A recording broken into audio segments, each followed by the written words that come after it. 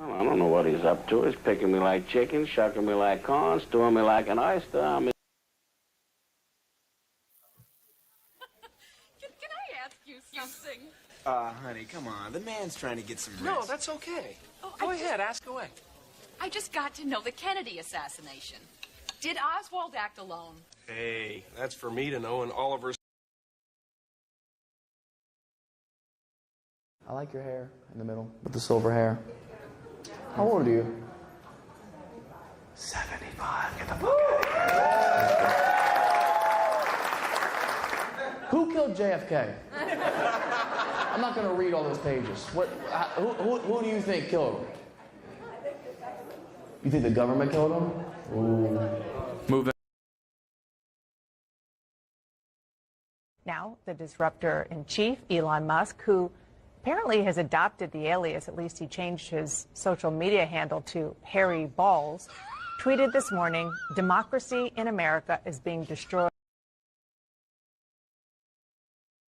Yo, it's your boy, the Tesla King, Elon Musk. The boys always make my rocket shoot straight up, no homo. You bout to listen to the #1 JFK-related podcast on planet Mars. Now plug in your neural link for two numbnuts who aren't a waste of government spending, the BBB and JOEB.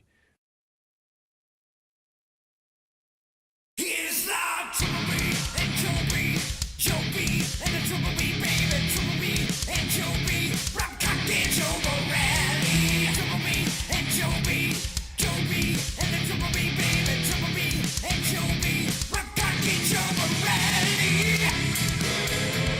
We're coming in, only seeking the truth about JFK. It's a long-coming podcast crew. Tell 'em, Joe, here we go. And here we go.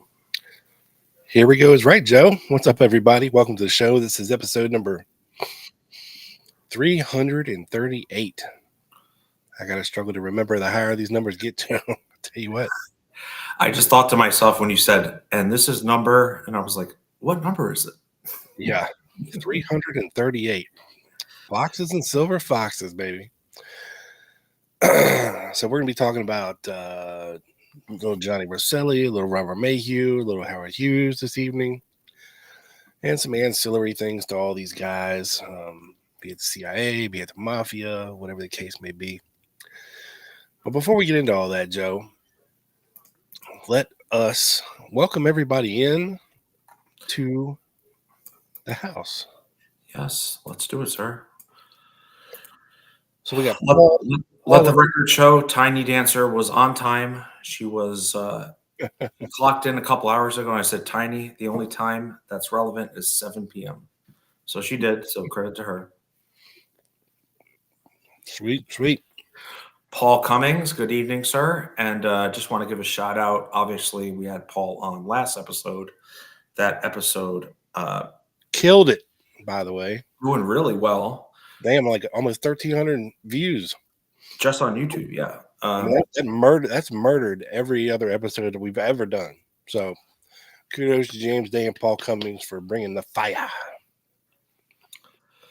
It's definitely up there in terms of a week. And, it was and the feedback as well, Rob, was really great. A lot of people respected their research process, and there's always got to be one. Oh, of course. So I don't know what shows some people watch here sometimes, but man. Oh, right. Yeah. I was like, what? I'm not going to get into it, but yes, there's always one. You can never avoid it. Sally. Good evening. Sally. Mr. Alpha 66, Mike, how are you, sir? Hi. Claude Williams and Aunt Udine, of course. Give Aunt Udine my love. Mr. Trey and Paula, both super spies. And I think that's a good way to possibly give a shout out to our most recent super spy, Rob. Oh, we have a new one, do we? We do, as of a few minutes ago. Sweet. Who be it? T Busy. T Busy. That's awesome. Thank you, T Yeah. Busy. Yeah, he was a spook, and he asked me how to upgrade in the chat before, and I said just do it on the browser. Nice. That's my terrible attempt at a Boston accent. And he was able to do it, and yeah, definitely, he is in a good company with, of course, Paula, Trey, and Jack Taylor, some of our favorite people. So thank you, T-Biz. Everyone's collective favorite rocket queen, of course, Colleen. Oh, hello, Colleen. Good evening, or good, might be afternoon for you out there, right? My tractor queen. Yeah. Oh, Jack is here. I know he said I gave him some shit pre-show. He's like, I might be in and out. I'm with my son. And I said, I'm starting to question your dedication, Jack. Of course, we were joking, Jack. The man. Yes. What are you doing here, sir? Yeah. And the double B, the recent nickname given to Brandon on our members only on Wednesday, the double B. Good evening, sir. And hey, Lee, how are you? How comes to play? Bloody Benders. Lee. Yeah. Timothy Ryan. Lee. Let's see. Am I missing anyone else? Bungled, of course. We cannot miss Bungled. What's up, Bungled? And Glenn Rocks. Yo, numbnuts. Yo, yo. What is up? Glenn's across the pond as well. Actually, thank you for saying this, Sally, because I think we have something to mention in terms of the merch and a discount. Yes. I believe it's now. You can explain it. It is. I think we let everybody know Wednesday night because we got to talking about it because we saw Joe Lanici. He had a free Ruby shirt on one of his Facebook, or Paul Lanici. Sorry, Paul. He had a free Ruby all shirt. of these guinea, all us look the same to you. Yeah. All you folks that end in I. Borelli, Lanici. Maheu, Roselli. Yeah, but that's okay. But yeah, that shirt looks sweet. He got it in red, which really matched the ambience of the picture. Because I think you can choose what color T-shirt you want to get the thing on. You can, yeah. Yeah. So, Which is but awesome. this week until the 17th, everything in our store. The link is in the description of the video. It's a merch store and it has a link. Everything is 20% off, which is a hell of a deal. So if you're waiting to order something, do it now because this kind of deal won't be around until probably next month. I think every week they have something. Like the week after this one, it's like you have to buy 3 things to get 15% off. Mm-hmm. So 20% off everything is the best deal. Yeah,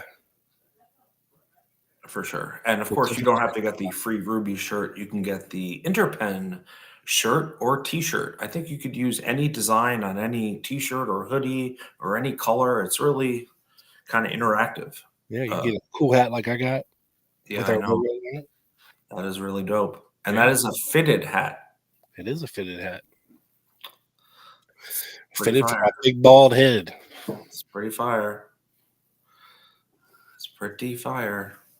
It's nice and comfy. It's perfectly shaped. Man, you can't. I look good in this thing, Joe. You can't. I love it. It looks really good. I gave you your props after the Wednesday show. T Busy, new super spy in the house. What's up, man? NK as well. Peach Sisters Kitchen. What's up, Red Pete? Phillips and Ted Lumley as well. So hello, folks. As we were yapping, some more people slid in the DMs. We love it when they slide in the DMs, Joe.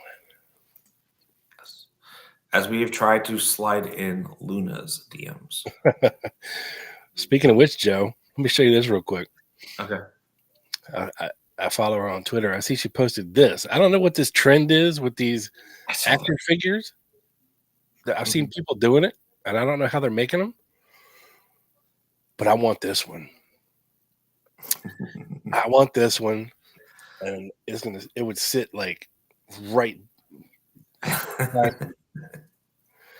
And if there was a bikini model, that'd be even greater. Yeah.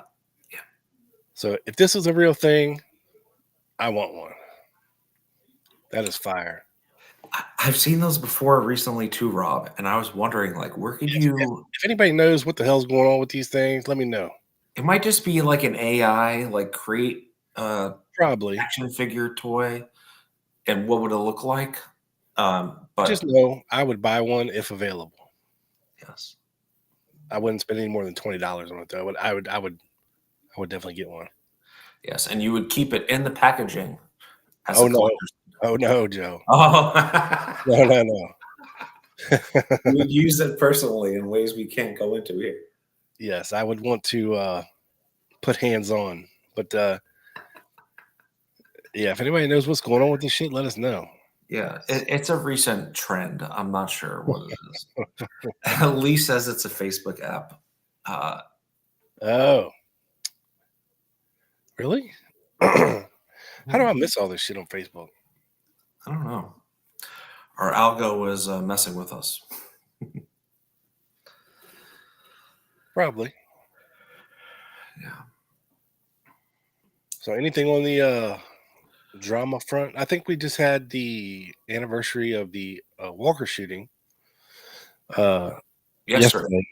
Okay, yesterday, April 10th, and it's sparked a little drama on the interwebs between Gerald Posner and our buddy Matt from Solving JFK.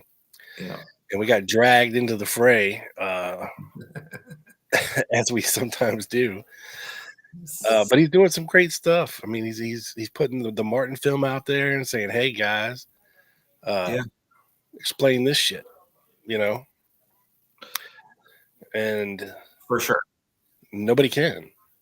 Oh, wow. Other than to try to say, well, like the one guy tried to say that it wasn't shot from inside Walker's house, or it wasn't a commercially available camera because it had such a sweet zoom on it or something. I don't know what they were talking about. Yeah. But, yeah, no. And to your point, Rob, it was started because Posner started out the day or the morning yesterday with a tweet that said, "Today is the anniversary of the Walker shooting," and, you know, Lee did it, blah, blah, blah, blah, blah. in which Matt Crumpton from Solving JFK responded with like a couple things, but said, "Wait, how could you explain this in relation to the Walker shooting, which is, of course, the John T. Martin film, which we have done a ton of research on, and everyone knows this already. We're not going to rehash that." So that just kind of sparked the whole thing. But he ended up, he asked me, he messaged me, he's like, do you have the Martin film on Twitter or on your, you know, like a post? I was like, I don't. It's on my laptop. So I ended up sending him the link, and he ended up screen copying it and putting it on YouTube, and really good stuff. We respect that, of course. Yeah, but thanks Double B for the super chat. I Yes. wish it was life size. You know, someday, Joe, when we get to design our own robot companions in the very near future, I actually saw this movie. I think it was called Companion. And it was like Megan Fox played this like smoking hot robot chick. Mm-hmm. I think one designed after Anna Luna would be perfect. I don't disagree. I've seen these things on Twitter recently where there are these robots that, like, you go up to this, you know, it's like a convention. You go up and they're like, "Hi," and they're like very lifelike, And I'm sure the technology exists where you could get one with dark hair, dark eyes, and the amazing working parts. Yeah, amazing features of the Luna. Thank you, John, for the super chat. Thank you, John. Action figures, stay away from the Fitzer. Yeah, no, we don't want a Jim Fitzer action doll or a Ralph Sink. Yeah. Ralph Sink K that you can pull the string on the back and he goes, "It's Oswald in the doorway." Yeah, no. Yeah. Hello, South to West. I know you just came in. So that might be right, Colleen. That might be right. Doesn't everyone? Everyone? It's been a while. Greg's in the house. What's up, Greg? Hey, Greg. Welcome in, buddy. All right, Joe, you want to get us kicked off with the topic? Yeah, sure. So, I'm going to be talking a little bit about Robert Maheu, and I'm not sure. I know, knowing our audience, a lot of you know who he is. But for those that don't, because we do have a lot of new followers, Rob. I'm going to like me, Joe. I've heard the name 1,000 times, but I never bothered to do anything research-wise on the guy. For sure, me too. And when you said when you were bringing up this idea of a topic, and you said I have something on Roselli, I'm going to do Maheu. Do you know who he is? I was like, yeah, he's like the CIA the Castro plot guy, And you're like, yeah, but that of course isn't, a deep dive into him. So we're gonna. And he's much more than just that as well. So yes. I'm just using that as, of course, an example. Yeah. So for those that don't know, we'll get into some of his history. He has a few things in common with definitely a person we've studied a lot here before, Guy Bannister, which I'm going to get into how they relate to each other. But I thought I'd kick it off with, I think this was one of his latest later appearances in life. It's just about 2 minutes. So here we go. Yeah, no music. I checked, Rob.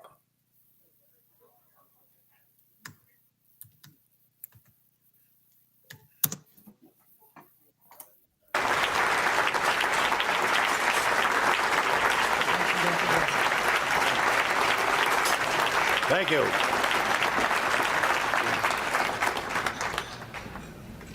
The reason we are not checking the written questions is that if I saw them in advance, you could presuppose that I choose the easy ones.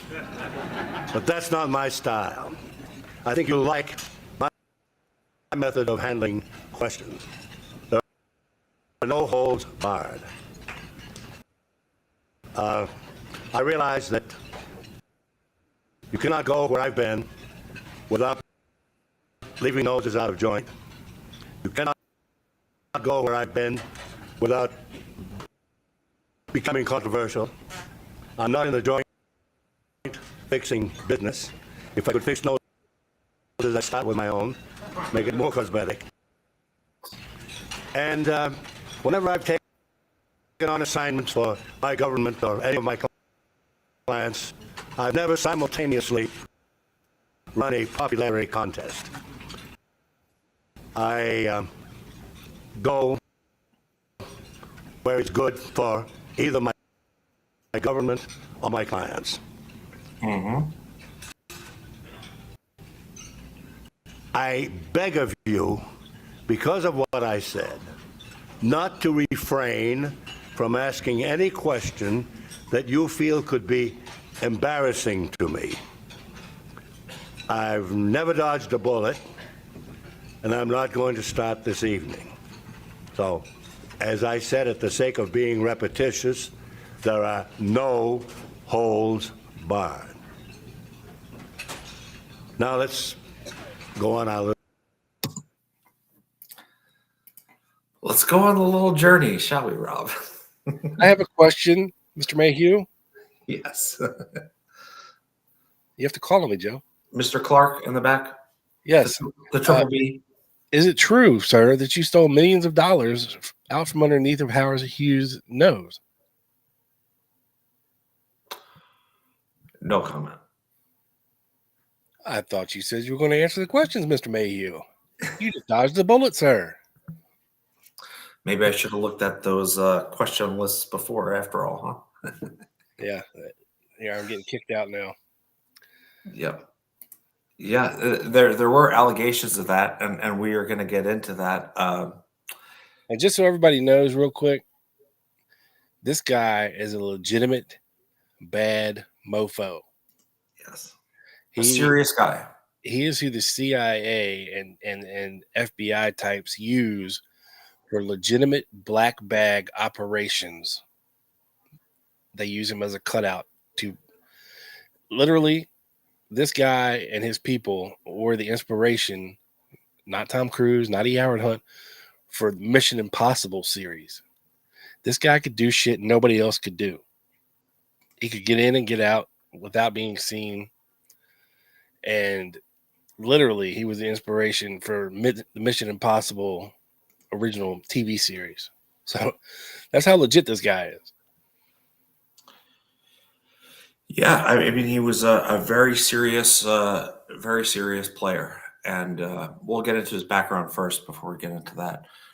So Robert Maheu was born in Waterville, Maine, in 1918. I'm reading from Spartacus. After graduating from College of the Holy Cross in Massachusetts, he joined the FBI in 1940. During the Second World War, he posed as a Nazi sympathizing Canadian and infiltrated New York's German-American Bund, passing disinformation to spies who were eventually arrested. And by the way, guys, I'm still getting over my sickness, and I understand I'm a little hoarse, so I'm sorry for... I'm just getting sick, so I might sound like shit tonight. I don't know. Very stuffy. It's like that time of year, right? So yeah. Thank you, Pollen. Thank you, Pollen. Yeah, right. In 1947, Rob, Maheu established his own investigative company and also worked for the Central Intelligence Agency. He was later to admit, quote, "The CIA was my first steady client, giving me, quote, cut out assignments, those jobs which the agency could not officially be involved."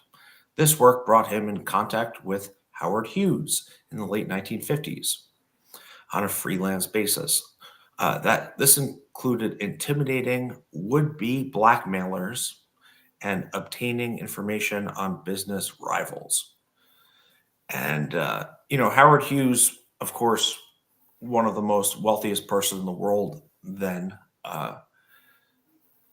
you're going to have a serious kind of chief of security that's going to be, and ideally, someone in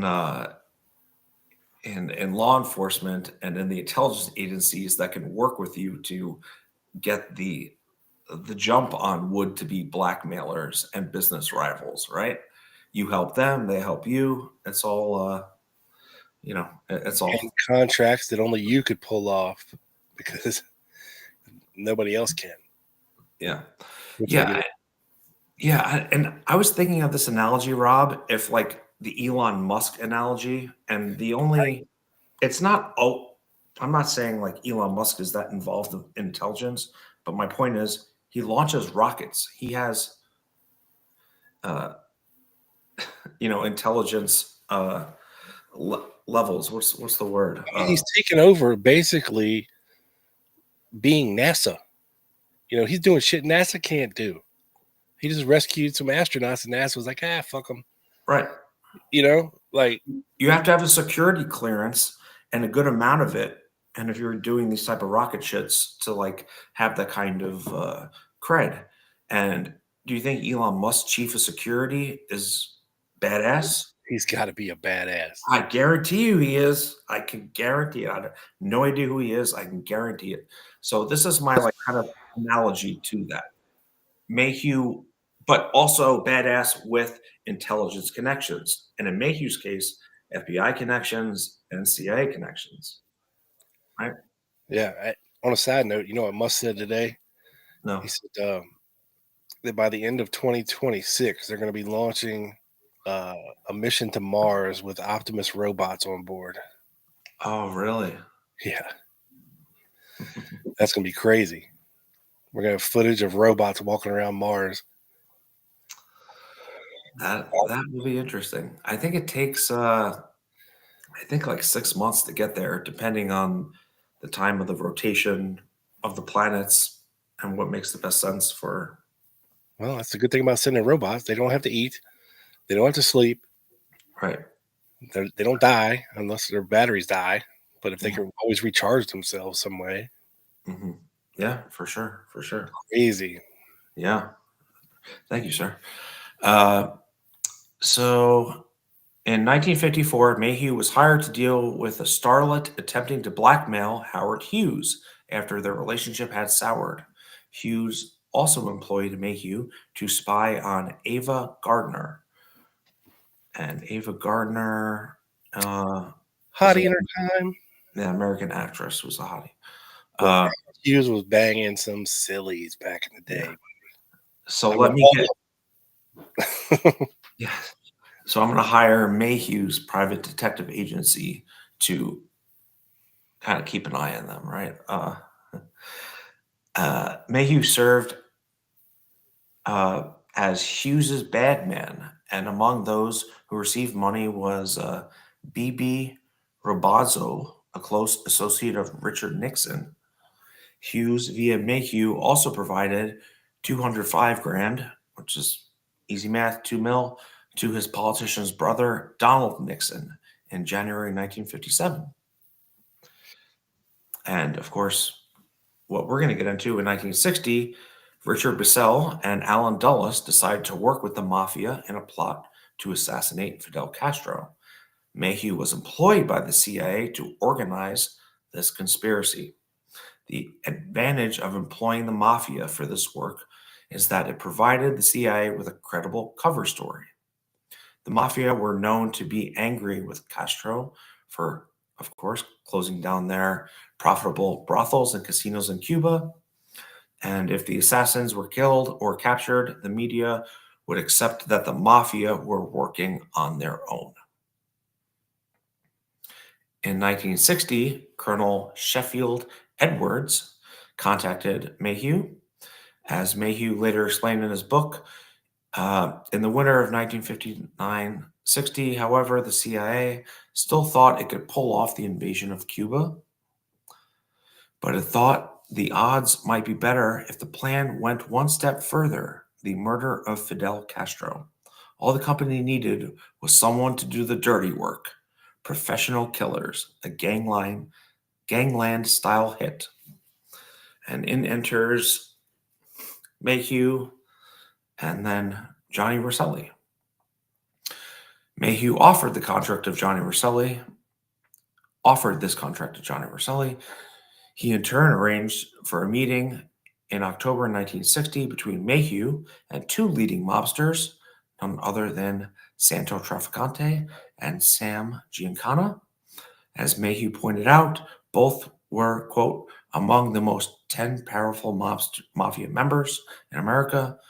Maheu told the mobsters that the CIA was willing to pay $150,000 to have Castro killed. Which, by the way, Rob, if I'm a mobster and someone offered me, if I'm the head of a mafia family and someone offered me $1.5 million today to kill a world leader, especially someone like Castro back then, I'd be like, get the hell out of here. Make it $150 million. Well, you got to think too. It wasn't just the money. It just wasn't about the money for like Santos Trafficante. That's true.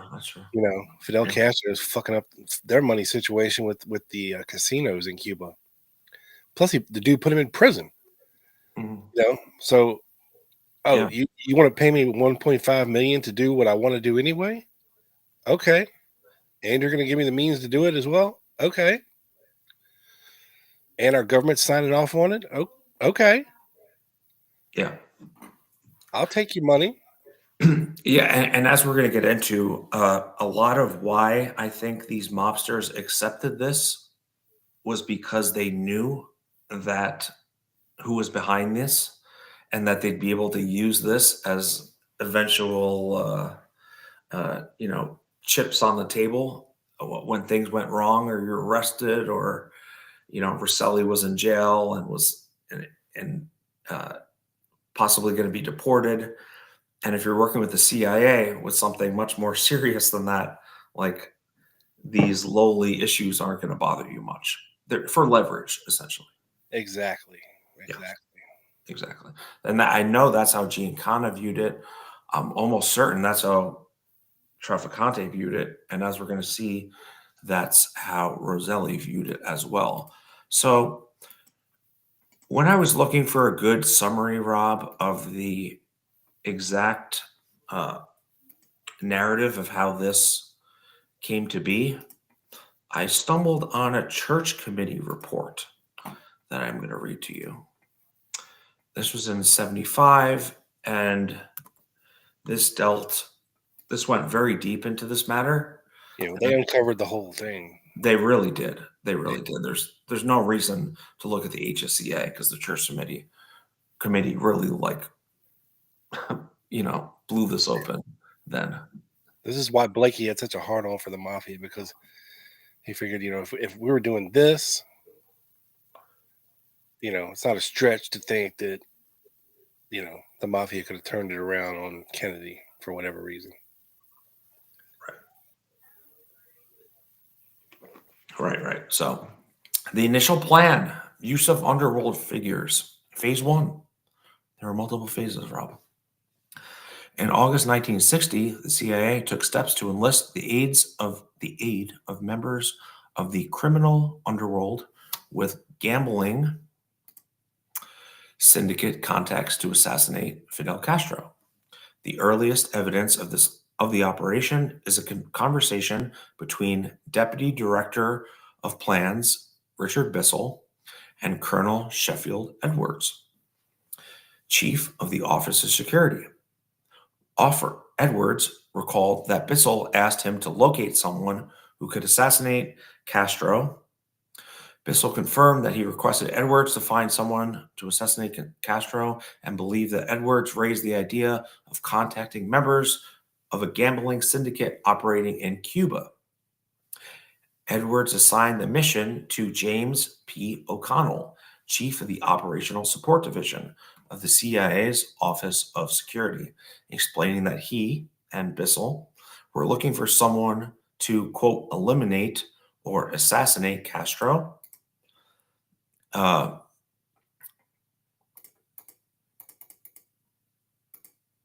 Edwards and O'Connell decided to rely on a Robert Maheu to recruit someone, quote, tough enough to handle the job.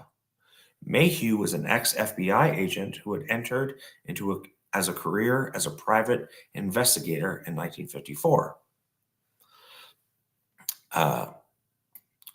Robert Cunningham, a former FBI associate of Maheu's, who was employed in the CIA's Office of Security, had arranged for the CIA to use Maheu in several sensitive covert operations in which he didn't want to have an agency person or a government person get caught.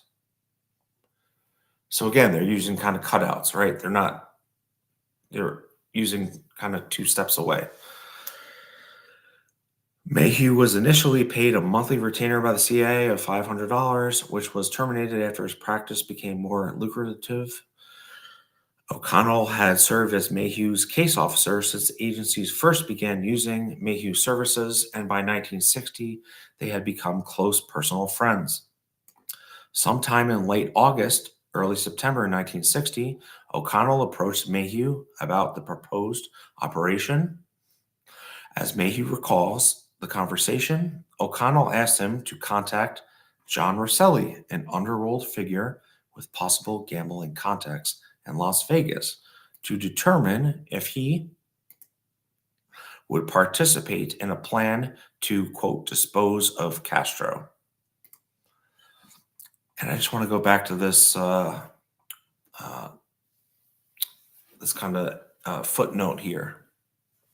During 1950 of this Church Committee report, 54-55, Maheu cooperated with the CIA in attempting to undermine, ready for the irony here, Rob, Aristotle Onassis's contract with the Saudi Arabian government that would have given Onassis virtually complete control over shipping of oil from Saudi Arabia. Of course, Onassis later married Jacqueline Kennedy.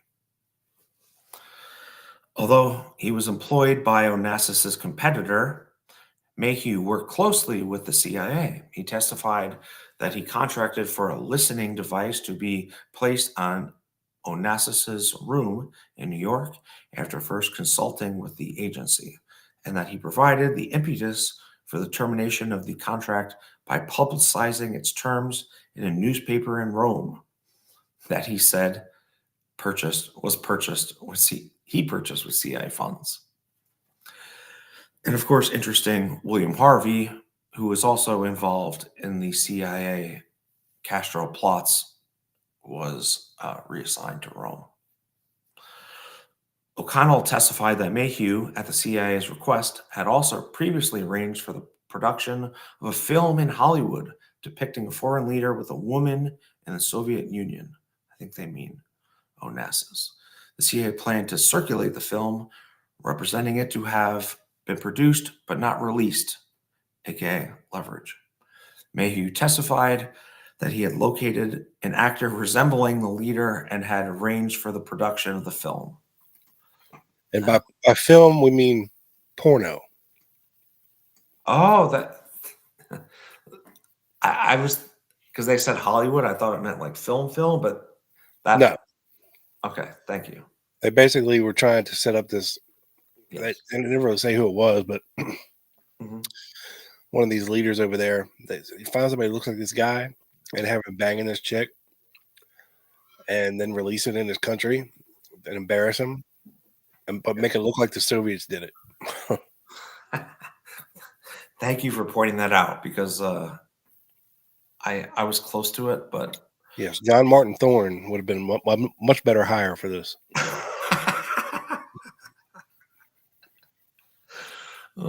If you know, you know. Maheu had known Roselli since the late 1950s, although Maheu claims not to have been aware of the extent of Roselli's underworld connections and activities. He recalled that, quote, "It was certainly evident to me that he was able to accomplish, Roselli, things in Las Vegas when nobody else seemed to get that kind of attention." O'Connell had previously met Roselli at Maheu's home. O'Connell and Maheu each claimed that the other had raised the idea of using Roselli. And Maheu said O'Connell was aware that Roselli had contacts with a gambling syndicate.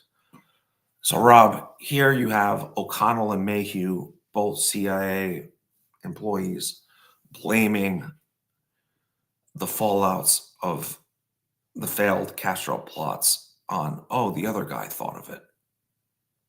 Right? Maheu said O'Connell thought of it. O'Connell said Maheu thought of it. Is what I gleaned from this. Right. Yeah. A classic case of misdirection.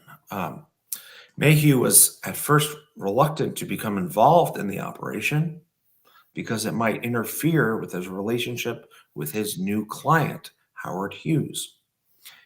He finally agreed because he felt he owed the agency a commitment. Yeah. O'Connell recalled that Maheu was to approach Roselli using a cover story that he represented business firms suffering heavy financial losses caused by Castro's actions, probably like casino or hotel owners, right? Again, CIA using plausible deniability to not let Roselli know who Maheu was actually working for. But as we'll later find out, Roselli had a pretty good idea. Maheu testified, this is another footnote, testified that he was told the plan to assassinate Castro was one phase of a larger project to invade Cuba. Interesting. Roselli testified that the story was developed later and used as a mutual cover by O'Connell, Maheu, and Roselli in dealing with Cubans recruited for the project. So that, Rob, there are a lot of moving parts going on right now, right? A lot, yeah. Let me stop sharing this. So you have the CIA, the upper echelons of it, with their own goals. You have probably the mid-level people and O'Connell and Maheu and their conspiracy to assassinate Castro. As a different end of it, you have Roselli trying to leverage his own end to it. And then, as we'll see, he brings on Trafficante and Giancana, who probably have their own goals as well. So it's hard when there are a lot of different motives for something like this to go well. And as we know, for Johnny Roselli, it did not go well. No. It most certainly did not end well for him. No. But you see what I mean, right? Like, everyone was kind of like compartmentalized. Like, not everyone knew exactly what the other person knew. And not everyone knew. Joe, that's how you're supposed to do it. You know? No, I understand that. I'm just saying everyone's different motives in this area, from Maheu to Roselli to Hughes to Giancana, Trafficante, to the top of the CIA. Everyone had different motives of the ideal outcome, I think. Yeah, I mean, when you're talking about the CIA plucking the most brilliant minds from these Ivy League schools, that's no lie. I mean, it takes smart people to put these plans into motion. Sometimes they did dumb shit, sure. But when you look at this kind of operation, it was put together well.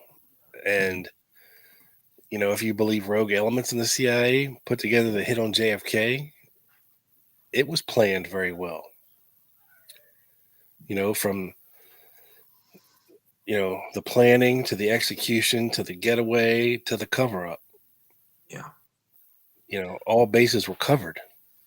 Yeah. It was not their first time forming an operation like that. No, it was not their rodeo.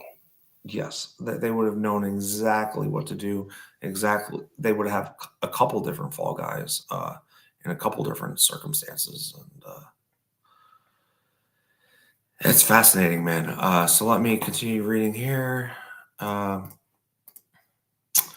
Contact with Syndicate. In early 1960, September, Maheu met Roselli at the Brown Derby in Beverly Hills and told him that, quote, high government officials needed his cooperation in getting rid of Castro. So again, saying government officials, but not saying who. And asked him to help recruit Cubans to help do the job, which is also very interesting. Maheu recalled that Roselli was at first reluctant to participate in the project and insisted on meeting with a representative of the government. A meeting with O'Connell arranged in New York City at the Plaza Hotel during the week of September 14th, 1960. O'Connell testified that he was introduced to Roselli. So here is Maheu introducing O'Connell, which is kind of the person he was given the task to Roselli, as a business associate of Maheu, and that Maheu told Roselli that it was arranged that Roselli would go to Florida to recruit Cubans for the operation. Edwards informed Bissell that contact had been made with the gambling syndicate. During the week of September 2460, O'Connell, Maheu, and Roselli met in Miami to work out the details of this operation. Roselli used the cover name of John Ralston and represented himself to the Cuban contacts as an agent of, quote, some business interests of Wall Street that had nickel interests and properties around in Cuba, and I was getting financial assistance from them. So kind of playing like the lawyer, like my clients reached out to you, blah, blah, Yeah. blah. Now, Roselli's smart too, because so before he agrees to any of this, he wants proof, basically, that the CIA is signing off on this. You know, Yeah. they're telling him that that's the case, but he's like, nah, I want to meet with somebody in the CIA first and get assurance that this is really what's going on here before I agree to this. Great point, Rob. It's not Roselli's first rodeo either, huh? If he wants his leverage, he's going to make sure he well, you don't want to set yourself up to take the fall for something. You know what I mean? Like, you got to be suspicious anyway about how this whole thing is going to play out. But before you agree to something, you want to at least be able to say, not to reassure yourself that yes, the CIA is behind this, but that if something were to happen, they definitely wouldn't have his back, and they definitely wouldn't say that they know who he is, or they met with him, or anything like that, or told him what to do. Right. But at least this gives him a little assurance that everything is above board, as Jack Ruby would say. Yeah. Yeah. No, everyone's trying to cover their own ass. Everyone knows the stakes at which this game is being played. Yeah, and this is high stakes shit here. Yes. 100%. So I just want to read a little more from this church committee report. Maheu handled the details of setting up the operation and keeping O'Connell informed of developments. After they had been in Miami for a short time, and certainly prior to October 18th, Roselli introduced Maheu to two individuals of whom he intended to rely. Sam Gold, who would serve as a, quote, backup man or key man, and Joe, whom Gold would serve as a courier to Cuba and make arrangements there. So now let everybody know who Sam Gold is. That is Sam Giancana. And Joe is me. Santos Traficante. Yes, of course. It's interesting that the wording they use here, Rob, would serve as a courier to Cuba. Because we know Traficante was imprisoned in 1959 by Castro. He spent a couple months in there. Of course, he was treated very nicely there.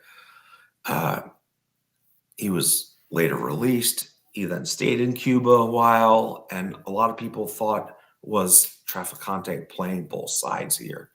And it's interesting, they say the courier to Cuba is Traficante. And I don't know exactly where Traficante's true loyalties lay. I would assume that just being a mafia boss, it landed on the side of money and Cuban casinos. But you never know. I definitely think he was hedging his bets and cooperating with. I know he met with Raul a couple times for sure. So let me continue here. And real quick, Joe, before you continue. Sure. Joey Boomer in the chat said that he was married to Anna Luna 10 years ago. If that's true, sir, A, you're a lucky man. And B, tell her to come on a real JFK related podcast. That's your B? Huh? That's your B? No, Joey Boomer. I thought your B was send nudes. No. If he was married to her, I don't he want would have nudes. Well, maybe he does. The Lonegumming Podcast at gmail.com. Come on, folks. Yeah, I haven't checked the chat in a few minutes because I've been reading. Pray continue, sir. That would be great, Joey Boomer. Although you would have to give some evidence. Sir. Yes. Yes. Nudes or you're full of it. O'Connell testified that he learned the true identities of his associates one morning when Maheu called and asked him to examine the, quote, parade supplement to the Miami Times. An article on the Attorney General 10 Most Wanted Criminals list revealed that Sam Gold, Salvatore Giancana, a Chicago-based gangster, and Joe Sancho Traficante, the Casa Nostra chieftain in Cuba. O'Connell reported his discovery to Edwards, but did not know whether Edwards reported this fact to his superiors. So again, this is another. I put it up the flagpole thing. I don't know what happened. It's not my fault. Let's see. Maheu recalled it was Giancana's job to locate someone in Castro's entourage who could accomplish the assassination, and that he met almost daily with Giancana over a substantial period of time.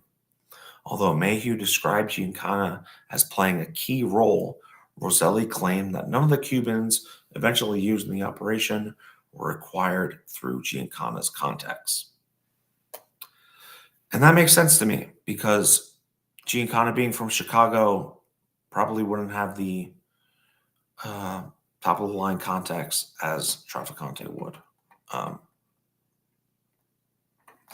And then we go into some more stuff, but I'm going to leave that for later, possibly, as I think we did a pretty good recap on Maheu and background on him and the CIA and Roselli.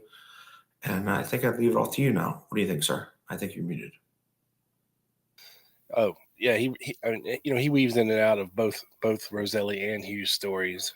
So yeah, that just sets a good table for everybody to understand who this guy was and what he was up to. And something else I wanted to mention. Between September 25th and the Bay of Pigs, a series of recruitments, meetings, and arrangements were made. The following is an outline of events that is not necessarily in chronological order. Now, we mentioned some of this stuff, and Joe mentioned the meeting with Traficante and Giancana as a backup man. Traficante was used, according to Roselli, as only a translator for his Cuban assassins, allegedly. Because he knew Spanish as well as Italian. Yeah. Right. Roselli, in his contact with the Cubans, invents the cover story that he represents some Wall Street business interests who want to see Castro eliminated. We covered on that. And the first attempt at an assassination of Castro involved the use of pills. Maheu and Roselli met with Cuban number 1 and number 2. Maheu opened up his briefcase and gave the pills with instructions for their use to Cuban number 1. These pills came straight from Sidney Gottlieb. Maheu also had $10,000 that he gave the Cubans for doing the project. Roselli did not know of the money. Roselli states he received no remuneration for his work on the project. In fact, he paid out $800 for gas for a speedboat to deliver 2 or 3 man parties for guerrilla raids into Cuba out of his own pocket.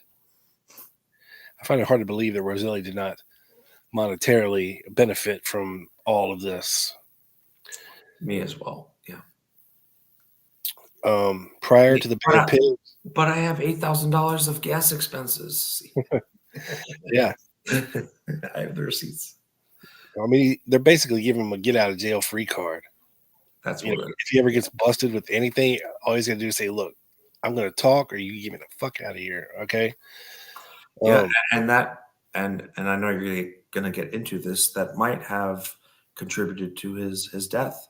And when we get into that, we're gonna figure out or try to talk about who could have possibly been behind it. But he was involved in a lot of shady stuff, so it's not going to be easy. I will say from the way that it was done, it's pretty easy to discern who was behind it. The way. Yeah. But my point is there are motives for, say, the CIA to silence him for their own reason, and the mafia for their own reason, and probably half a dozen other people for their own reason. Yeah. There's a lot of reasons floating around here. Right. Prior to the Bay of Pigs, there was no discussion of using guns to assassinate Castro. It was deemed too difficult a task to accomplish that way, given Castro's security. At different times, Cuban number 1, number 2, or number 3 would propose different projects. These would range from using plastic explosives to booby-trapping Castro's desk. Roselli would relay these onto Maheu, who in turn would run them by the CIA. Most projects were vetoed, but the CIA did supply a shortwave radio to the Cubans in Florida to try and make contact with their people in Havana. Eventually, Roselli felt the project had failed, and there was no specific point when it was announced. But at some time, Roselli assumed the project, for whatever reason, had not succeeded and was shelved. So kind of an open ending to this. They just kind of stopped trying, or they came up with different ideas, and the CIA was like, nah, we don't want to do that. Nah, I don't think so. No, but here's some shortwave radios you can talk to people in Havana with, and so basically, they just stopped trying. Although they tried, well into the late 60s and I think into the 70s, but in terms of Roselli and this effort was definitely later 60s. Yeah. So then the Bay of Pigs happens in April of 61. Trujillo was assassinated the next month in May. There was charges of U.S. involvement in that. The rest of 61 and 62 possibly ongoing efforts to kill Castro by the Roselli team. The last attempt by the Roselli team was made in 1963. It doesn't give a specific date. RFK quashes the prosecution of Giancana for the Rowan Las Vegas tap that Maheu had done. Right? This is the Rowan and Martin's laugh-in thing that he did for Sam Giancana. Yeah. And so RFK decided not to prosecute Giancana for that, because that would have opened a whole big can of worms, bringing Maheu to the forefront of things. Yeah. And Bobby Kennedy was well versed on the whole Cuban Castro situation and what the CIA was trying to do. Yeah, mongoose. Yeah, that was a kind of a thing. He was like, I'm going after the mafia, but not this one. Not this one here. We're not going to open up this can of worms. Yeah, of course he would have to, talk and sing to kind of get preferable treatment. So yeah. In October of 62, we have the Cuban Missile Crisis. Early 63, Roselli is training a team in Miami area. Now, Roselli shouldn't be training anybody. I mean, this guy has no covert operation background whatsoever, no guerrilla warfare training. He's basically a palm greasing mobster, right? Mm-hmm. But that's what the Washington Post, a George Lardner story in the Washington Post, says in early 63. Bradley Ayers says that he saw Roselli in Miami training a team. In early 63? Yeah. Wow. But again, I don't know how much you can rely on Bradley Ayers testimony. Yeah, I'm just saying that I almost had to do double take. I thought it was like 73. I was like 63. Okay, please continue.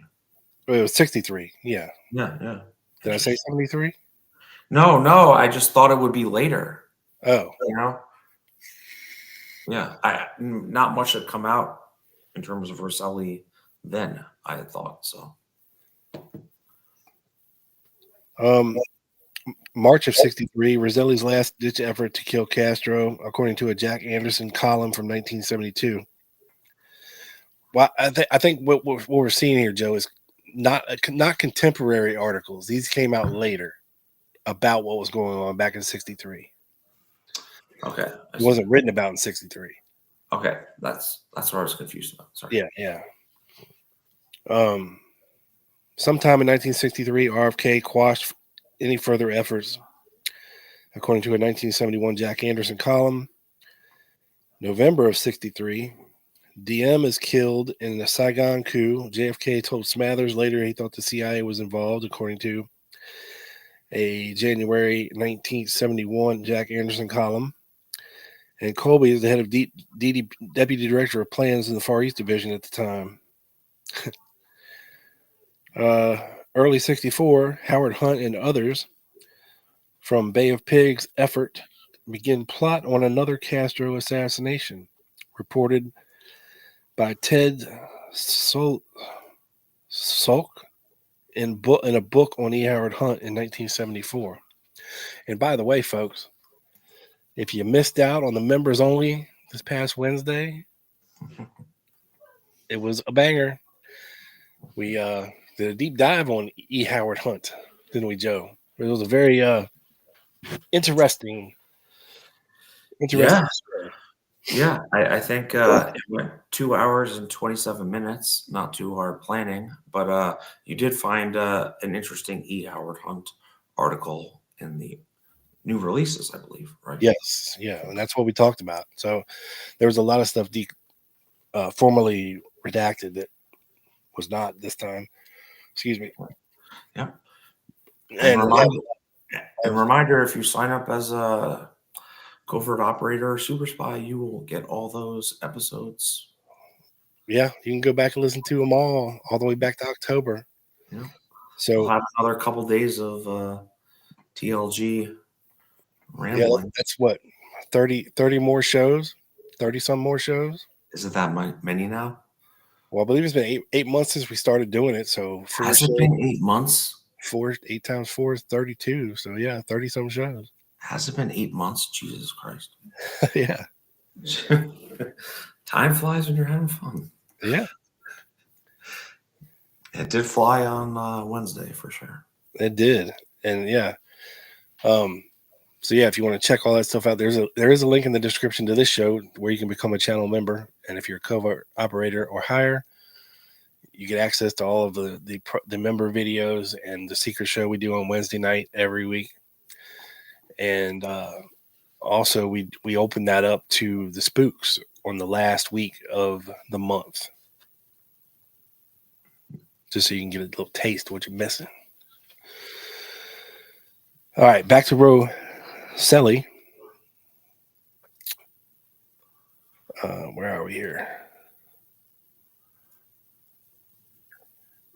May of '65, Katzenbach Helms LBJ meeting when the Dominican Republic ended. LBJ asked Helms if the CIA had ever been involved in assassination of a leader, and Helms told him no. This according to the Katzenbach testimony to the Senate Select Committee. That's true. Wait, it's 75, right? 65. 65. Okay. Yes. Okay. 1966 CIA poisoning plot of Haitian President Duvalier bombing palace in '68, according to Jack Anderson column of '75. 1967, Roselli indicted for alien law and interstate gambling crimes, the Friars Club card game rigging, government opposition to sentence reduction, surprisingly. March 3rd, 1967 was the first Jack Anderson column wrote that mentions Roselli's name. In response to the Anderson story, RFK tells Walensky and Edelman he shut it down, according to a Seymour Hersh story. In 1968, of course, CIA bombing in Haitian Palace, Jack Anderson, a 75 article. In 1968, Johnny Roselli is sentenced to 5 years of hard labor, Joe, which is where we get this lovely photo. And that is, you said 68, right? Or yeah, 68. Yeah, so 5 years. Okay, got it. Because that's going to kind of tie in the timeline to Yeah, this. you can see this happened in Las Vegas. That's where he was arrested. Clark County, Las Vegas, Nevada. And this is actually Johnny Roselli back in the day. Handsome Johnny.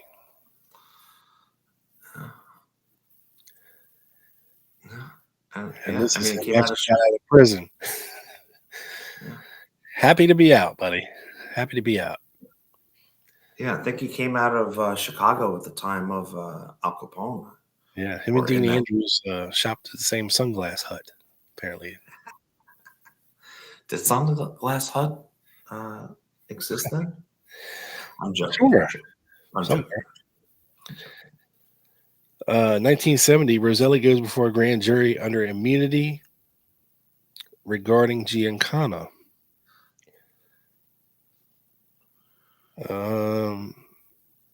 71, Maheu calls Attorney General John Mitchell.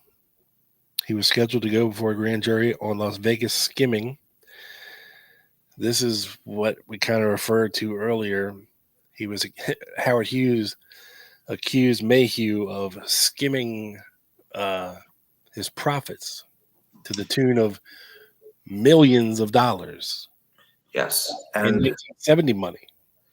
yes. And do you know what happened after he made that allegation, sir? What's that? Maheu sued him for defamation. Yes, and won. Settled out of court. So, but no, he didn't, because he appealed it, and Howard Hughes won. Oh, I did not know that part. Okay. Yes, it was a double gotcha. Wow.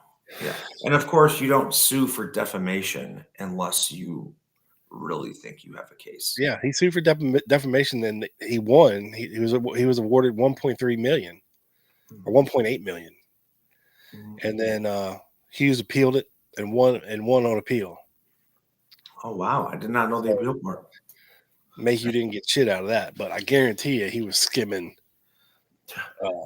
cooking the books for Howard Hughes. I mean, you're talking about a billionaire, the world's richest man. Yeah. You think taking a little here, you can get away with that, man. You can take a little here, a little there. Especially if he was batshit fucking crazy by the 70s.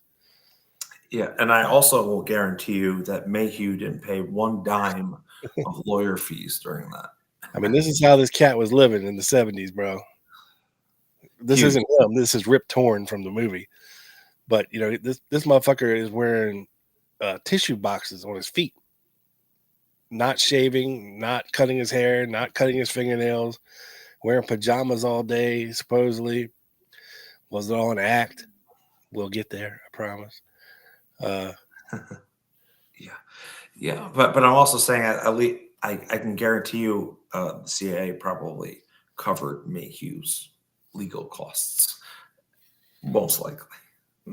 Yeah, I mean, that dude knew some secrets. Like, I'm surprised he didn't end up dead. Yeah, and he just died in like 2008. Yeah, he lived a good long life, bro.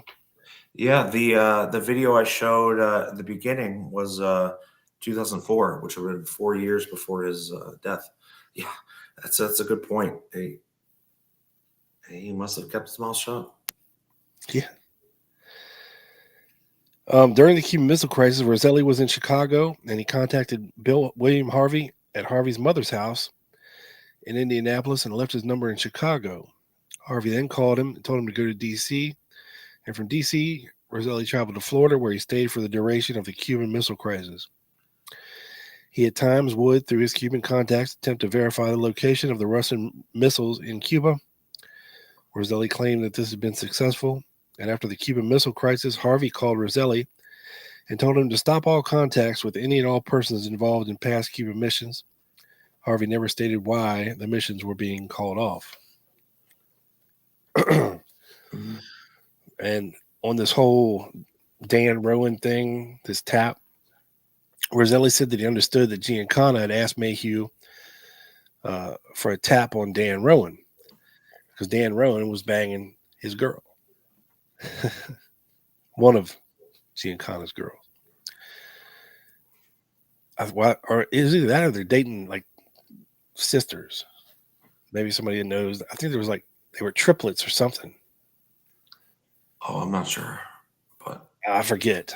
I think they're pretty famous hot sisters. Triplets, Joe. That's even better. That's a once in a lifetime score right there, bro. Yeah, they crush it on OnlyFans these days. Oh my God. Oh man, where was I? Okay. I'm sorry. I'm thinking about this old video I saw floating around Facebook some years ago. There was three triplets, all twin sisters, but it was from like the 60s, and they had on these like little farmer outfits, little Daisy Dukes, and these little crop tops, and they were dancing and doing all these acrobatics and like doing all this kind of crazy shit together, like a human wheel. They would all like get together like Voltron and like roll around and all. It was crazy. Sorry, where'd that come from? You'll have to send that to me if you find it. Yeah. I'll post it on the Facebook page. Yeah.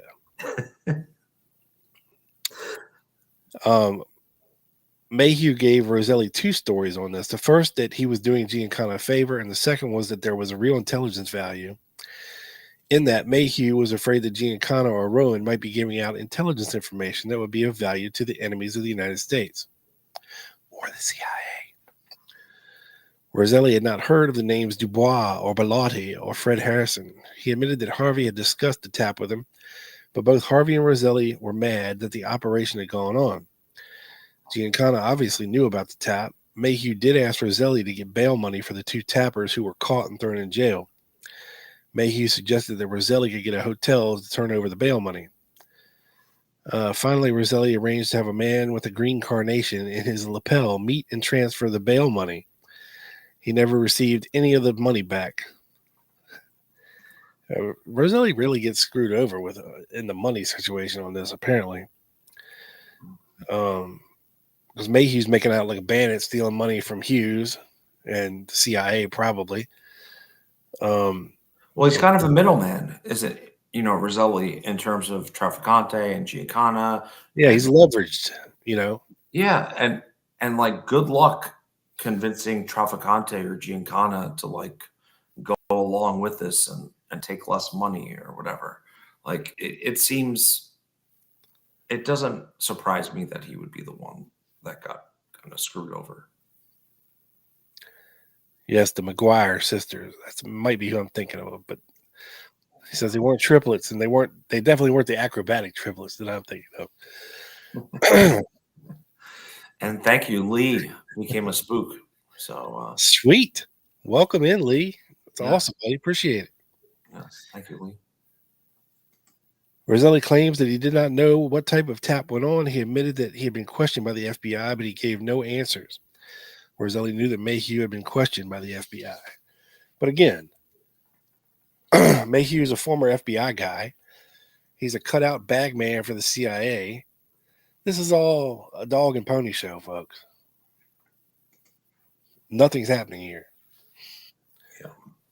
A lot of different motives and motivations and at stake here going on at the same time.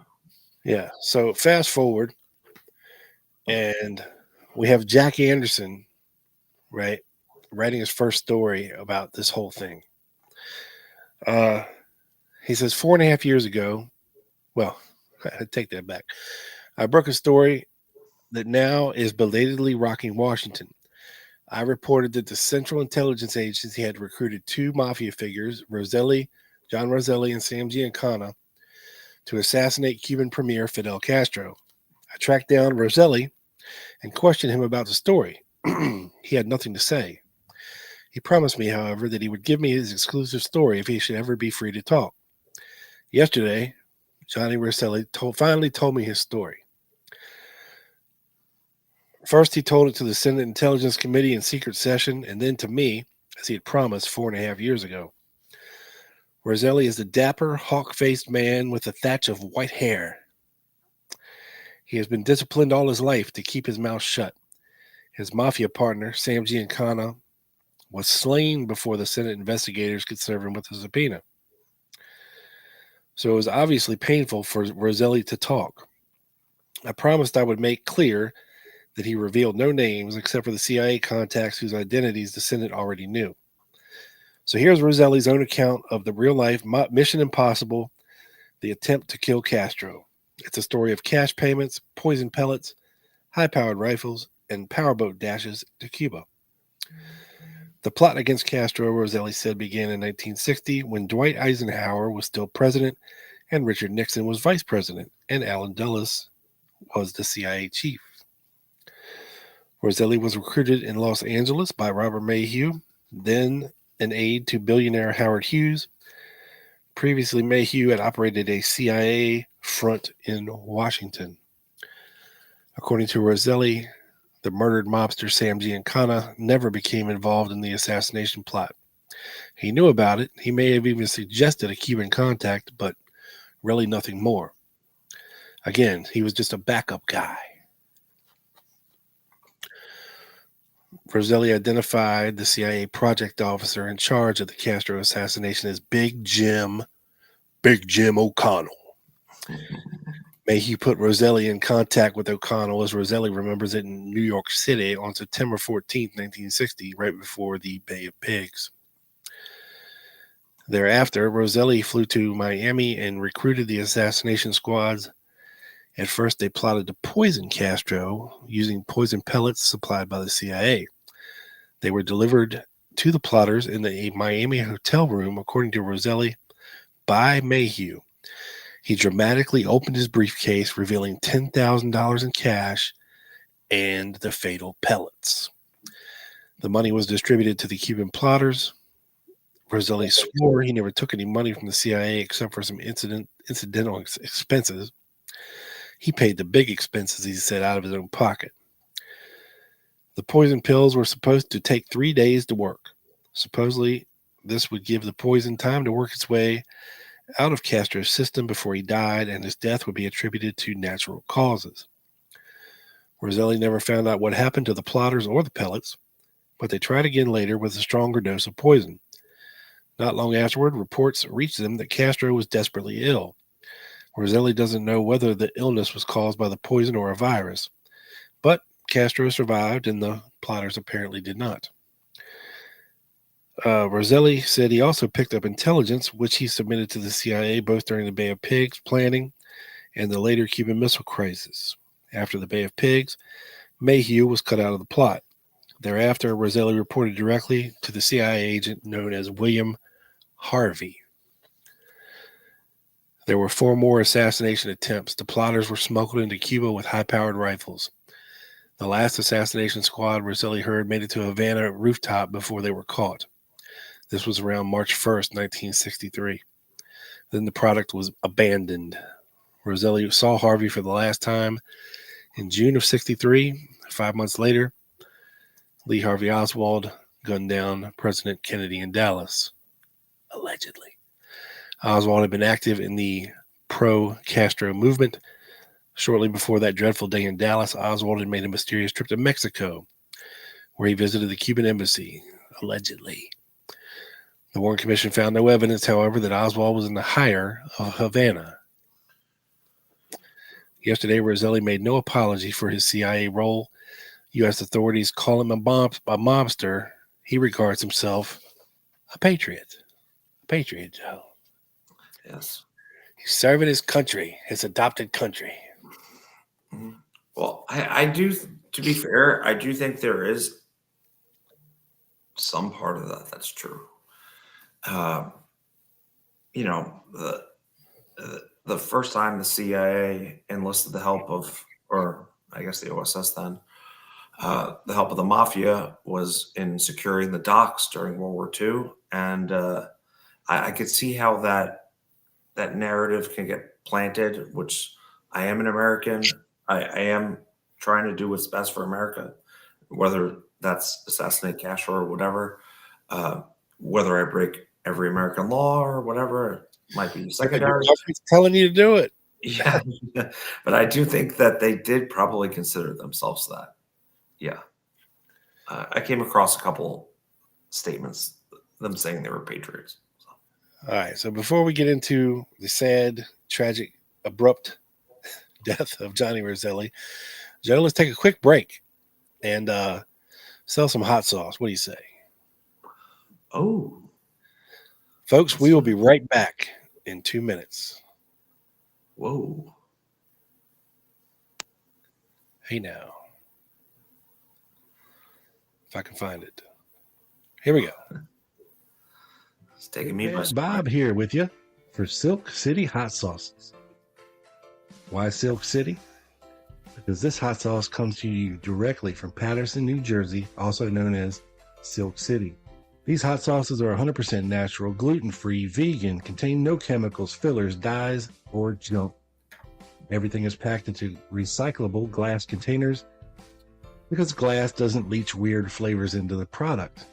All other hot sauces are sourced in small batches from locally bought fresh peppers.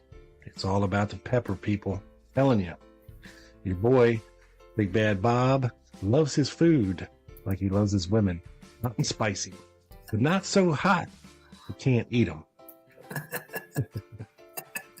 So, if you love yourself some sauce and you're tired of trying to transform your bland meat into something edible, with the tip of a jar, you will transform your life forever.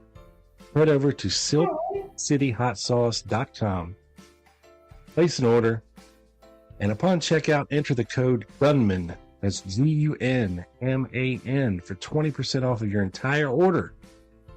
You won't regret it. Thank me later. Peace.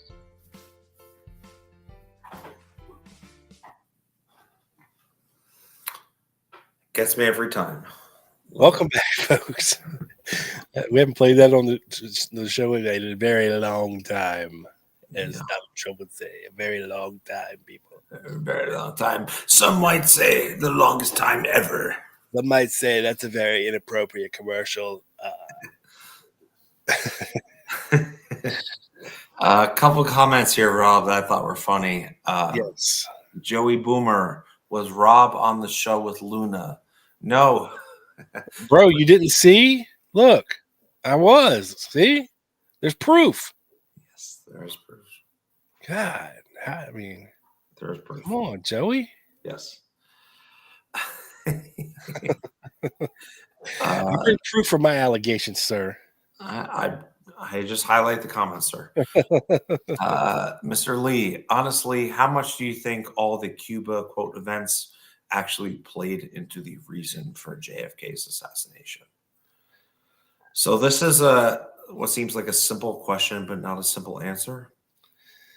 Look, I'm gonna tell you from Fidel Castro's perspective. Okay. He took things over, dictatorship, wise, in Cuba, and to bolster himself up, he enlisted the help of the Soviet Union to have his back, because he's literally a little pissant compared to the United States, and he's very close to us. I mean, we could turn that thing into a former island in the Gulf of Mexico or whatever, America, whatever it is now. Gulf of America, Rob. Yes. Gulf of America. But unfortunately in doing that, you're going to kill a lot of innocent people, which is not a good thing either. So it's not like we could just bomb the shit out of them for no reason. But you got to imagine, you put yourself in his position, okay? You have the American government trying for years to kill you. to enlist your own people to kill you. Whether it be overtly, covertly, whatever the case may be, that would piss me off, Joe.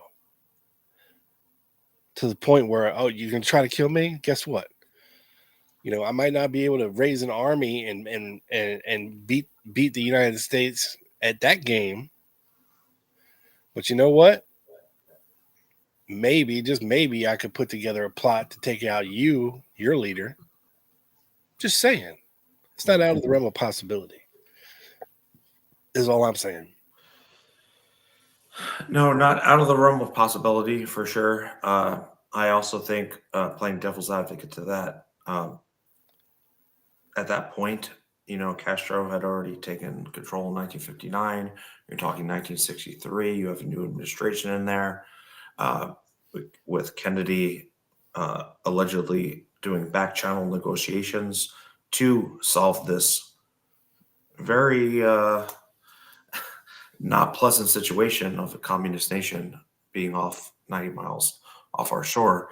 It doesn't also make sense how Castro would think that any replacement for JFK would be beneficial to him. But it's, like I said, there's a lot of moving parts in this whole thing.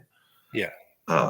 You have Cuban exiles who are under Batista, that felt betrayed by Castro, that are now trying to usurp Castro, get him out of there. Everyone had their different motives. So it's a very hard kind of situation to digest, for sure. Let's play devil's advocate to your devil's advocate. No, I love it. I find it hard to believe that itty bitty Castro, that they could never get rid of him. Ever.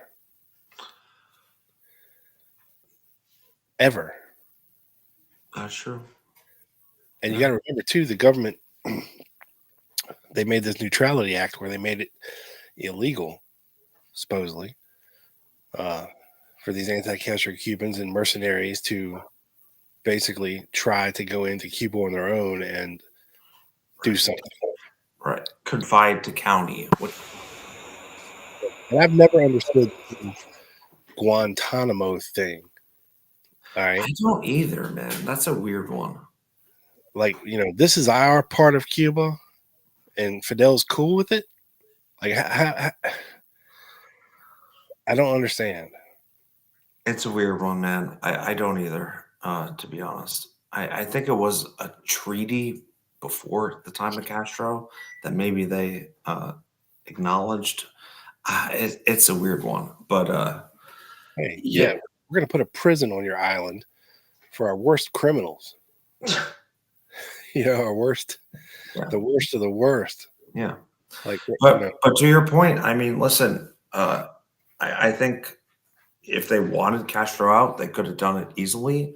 Yeah. I think the Cuban Missile Crisis played some type of role in that, and let's not start World War III by getting Russia involved in this proxy war or proxy territory or whatever.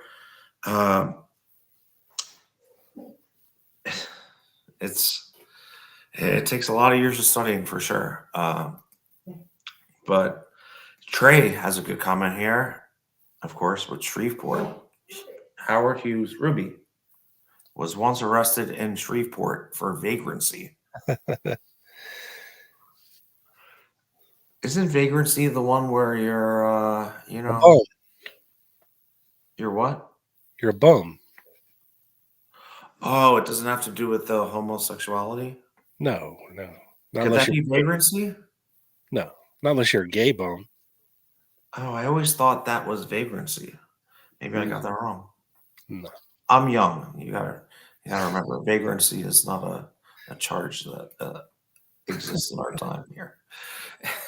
And when Howard Hughes was arrested in Shreveport, a policeman allegedly asked him if he was the owner of Hughes Tool Company.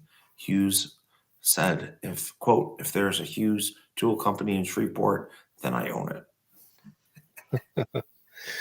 And we'll get more into Howard Hughes in the South here in a little bit. But back to Roselli. Yeah.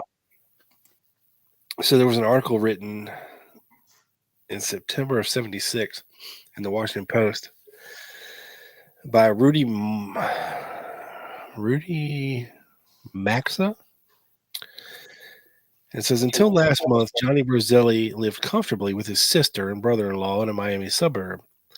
A friend estimated that he earned about $25,000 a year from a gift shop that he owned in the lobby of the Las Vegas Frontier Hotel. Not a bad gig where you just earn money for not having to do shit, right? Mm-hmm.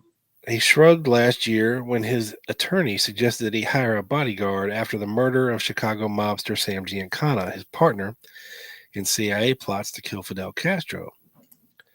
If anybody wants to kill me at my age, he said, what difference does it make? So we played golf several times a week, sipped white wine with dinner, and until somebody decided Johnny Roselli should wind up in the oil barrel in Miami's Dumbfoundling Bay, considered employment in the new gambling casinos beginning to open up in the oil-rich Middle East. Dubai, United Arab Emirates. That was that's the new Vegas.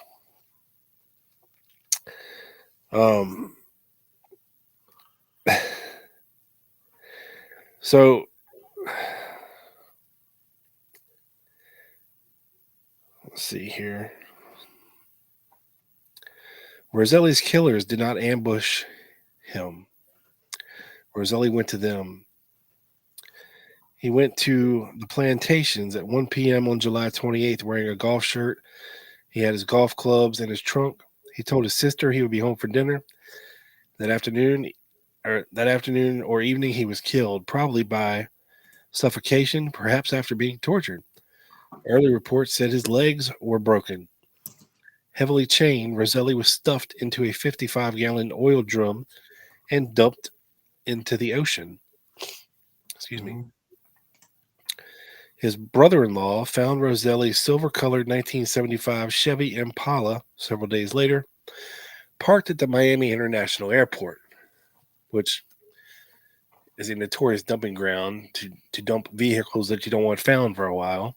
You dump it at the airport. 10 days after Roselli's disappearance, something went wrong. The drum that was meant to keep his death a secret floated to the surface of Dumbfoundling Bay, buoyed by the gases of Roselli's decaying body.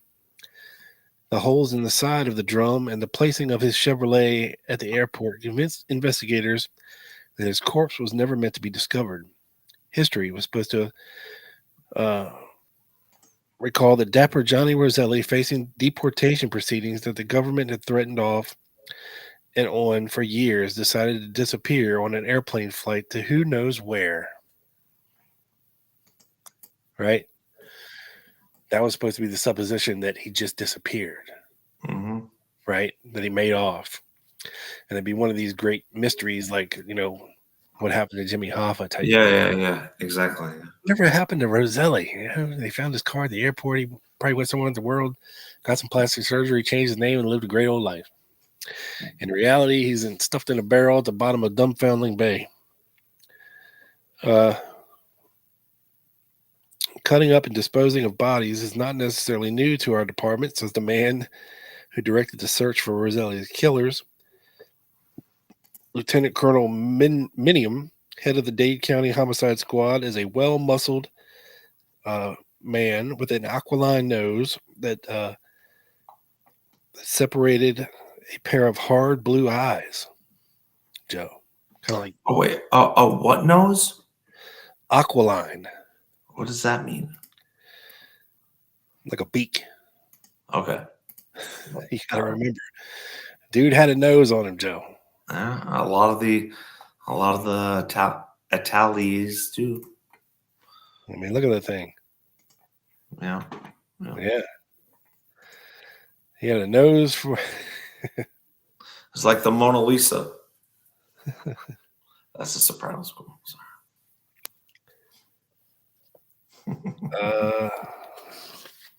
So let's see. As it turned out, Roselli wasn't the first body to float into the annals of Miami crime in a drum, Minium says. 10 years ago, a lover's quarrel resulted in a man stuffing his girlfriend in a drum, filling it with cement and aqua velva shaving lotion. What the fuck is that? The drum was found resting against a dike, and justice was eventually done. We don't appreciate people committing murder and dumping a body in our county, regardless of who the people are, but especially if it's organized crime, Minium says. His department handled 168 homicides last year and boasted an 85% clearance record, Joe. I'm talking almost as good as Captain Fritz. That's a really good clearance record, yes. That Johnny Roselli was destined to walk on the dark side of life never seemed in doubt. As a teenager in Boston, when his name was Filippo Sacco, Roselli was a runner for the numbers racket. He helped his stepfather burn down his home for the insurance money. He was arrested at age 22 for stealing $25 from somebody. Then he changed his name to Johnny Roselli and left for Chicago. It would be 40 years until in the late 60s, Roselli would see his mother again, though he sent money to his family through an intermediary in Chicago so his sisters could attend college. Well, he's a mobster with a heart of gold, Joe.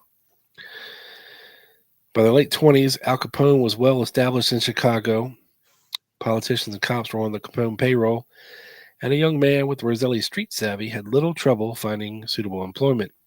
He hired on as a rum runner with the Capone gang, and at age 26, Roselli was arrested for selling morphine to an undercover agent.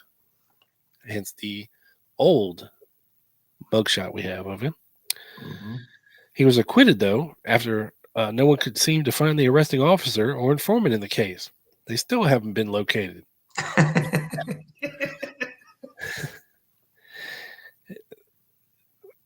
The arresting officer and the informant, not just one or the other, both of them. So they had to turn Johnny loose. Imagine that. Sorry.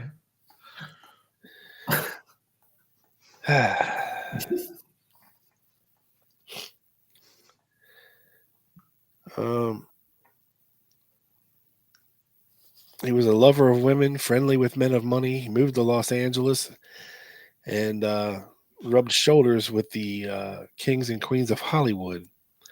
He wore hand-tailored suits and by all accounts was easygoing, mild-mannered. He was married for a time to an actress, but they had no children. He became a close friend of Harry Cohn, the legendary head of Columbia Pictures. The two men sometimes vacationed together, not in a gay way. And Roselli always seemed to know how to place a bet should Cohen care to wager on a horse. That is not double entendre talk, folks. That's very literal. According to Bob Thomas's biography of Cohn, King Cohn, the movie mogul once offered Roselli a job as a producer. In his book, Thomas disguised Roselli's identity at Roselli's request. "What would you pay me?" Roselli asked Cohn. $500 a week, he said. "I get that much from waitresses who take bets for me," Roselli has said to reply. Besides being a handyman with the placing of bets, Roselli purchased a 26% interest in a Tijuana racetrack with $25,000 Cohn had loaned him. Roselli paid him back promptly and included a check for 6% interest. Cohn magnanimously tore up the interest check and said, "Buddy, you don't owe me a fucking dime." Pretty cool. Roselli bought twin star rubies, had them set into rings. Well, maybe they were gay, Joe. I don't know. Roselli bought twin star rubies, had them set in rings, and gave one to Cohn, who considered it his most prized possession, good luck charm, until his death. Once, when Chicago mobster Willie Byoff moved to Hollywood and began making life miserable for movie studios by shaking down executives in return for labor peace, Roselli stepped in and saved Cohn from a lengthy strike. When Cohn refused to pay tribute to Byoff and his union, Byoff tried to halt production at Columbia by calling a sudden strike. Desperate, Cohn called Roselli, who marched into Byoff's office and confronted the hoodlum, who sat behind his desk wearing a hat and coat, chomping on a cigar with a gun resting on the desk in front of him. Roselli said, "Listen, Willie, I don't know what you're trying to prove, but it isn't going to work, damn it. This is a spite thing, and you're not going to get away with it. You meet with Cone and get it settled." After that, Bioff backed down and called off the pickets. After he was sent to jail for extortion, Bioff cut a deal with the government and named Roselli as a Chicago mobster who had helped him shake down movie studios. So what a backstabbing rat that guy was. When he got out, he returned to Hollywood to make pictures of prison and gangster life, but publicity about a secret appearance before the Kefauver Crime Committee ruined his relationship with most studios. The stockholders would scout me, Cone told a bitter Roselli. It was during his years in the Los Angeles and the Las Vegas areas that Roselli met a man who would make him a household name later in life, this being Robert Maheu, the ex-FBI agent who portrayed a Washington private eye business into a stormy career as Howard Hughes' man in Las Vegas. He approached Roselli on behalf of the CIA in 1960. And of course, we covered that pretty good, right? Another person Roselli met in that era who would later resurface to talk of Roselli, Giancana, and John F. Kennedy was a young party girl named Judith Exner Campbell. Maheu and Roselli would later tell Frank Church's Senate Intelligence Committee the details of their plots to kill Castro. It was certainly evident to me that Roselli was able to accomplish things in Vegas when nobody else seemed to get the same kind of attention. Over dinner at the Brown Derby in Beverly Hills 16 years ago, Maheu explained to Roselli that his government needed his services. Roselli, who was born July 4th, 1905, was nothing if not patriotic. He was even born on the 4th of July, Joe. Whoa. Sam Giancana once said, "Just wave a flag, and Johnny will follow you anywhere." Oh, boy. But yeah. Some have speculated that he was killed for talking too much to government investigators. Roselli was hardly a loudmouth, though, in the league of a Joe Valachi who sang for televised Senate hearings on the Mafia in '63. 14 years ago, Roselli confided in his lawyer, Washington attorney Ed Morgan, that he had been told by Cuban sources in Miami that John Kennedy's killing was ordered and arranged by Castro, but he lived with this secret. The day after Roselli's body was scooped from its crude barrel-shaped coffin, his brother-in-law in New Jersey, Peter Cardillo, told me, "Down deep, in a way, I probably hope it was connected to the Castro affair. At least then, Johnny, he would have died for a cause." And they never did find his killers, Joe. Imagine that. Imagine that. And I know it's been rumored that Santo Trafficante had a lot to do with that. Yes. So I'm going to turn it back over to you so we can talk a little Howard Hughes. Okay. I'm not going to get too deep into Howard Hughes. I mean, a lot of you guys know a lot about him. So an hour and 45 minutes into this, I'm not going to get too deep into him here. But let's see.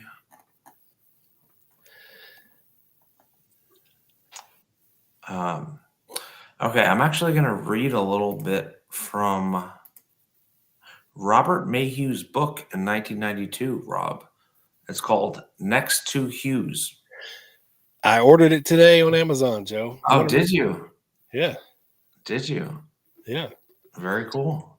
Another $3 purchase on Amazon. Sometimes you can get really good, some really good books for a couple dollars on there for sure. Let me see.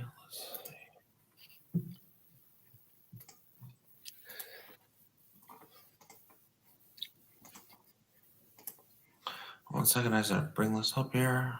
All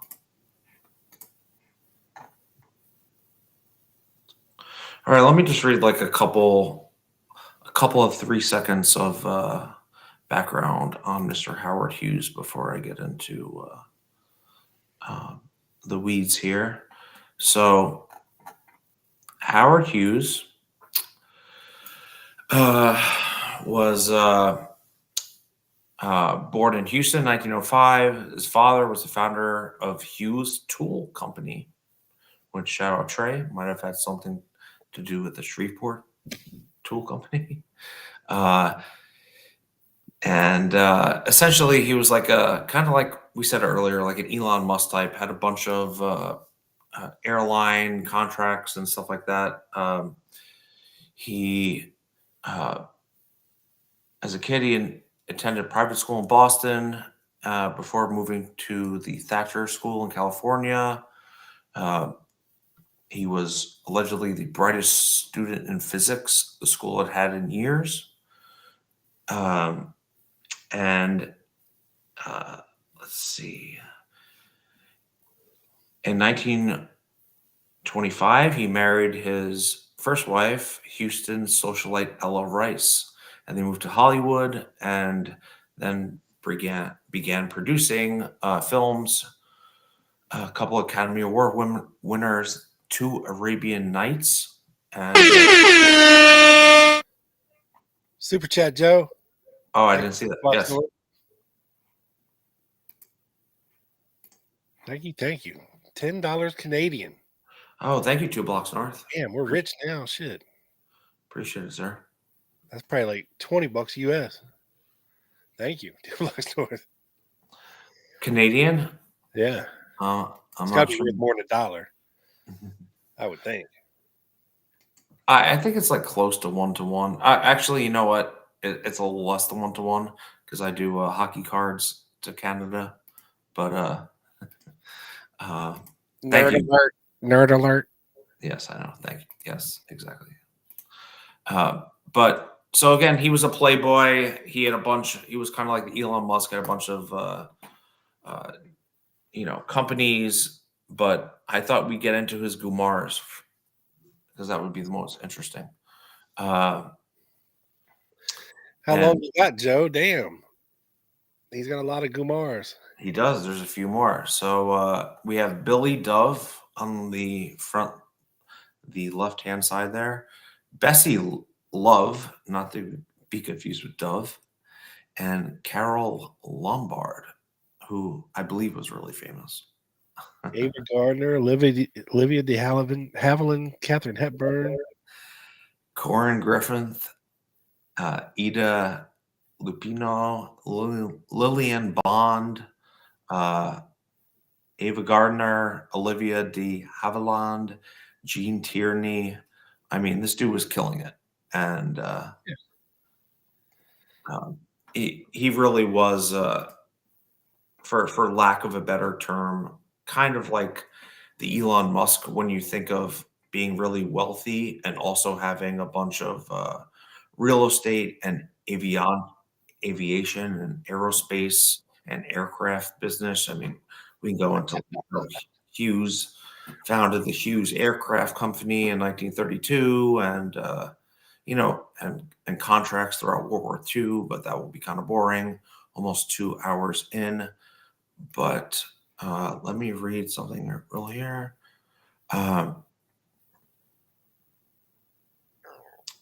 And this is Robert Maheu's, what I was referring to earlier, in Next of Hughes, his book. It was then when the CIA conceived the notion to let the mobsters do it themselves. They had a grudge against Castro ever since he'd forced them out of the Havana casinos. It was rumored that Meyer Lansky had put $1 million bounty on Castro's head. CIA Director Alan Dulles passed the ball to his director Bissell, to Colonel Shuffle Efforts. We've gone over that. Maheu goes on to say, though I'm no saint, I am a religious man, and I knew that the CIA was talking about murder. O'Connell and Edwards contended that it was a war, a just war. They said it was necessary to protect the country. They used the analogy of World War II. And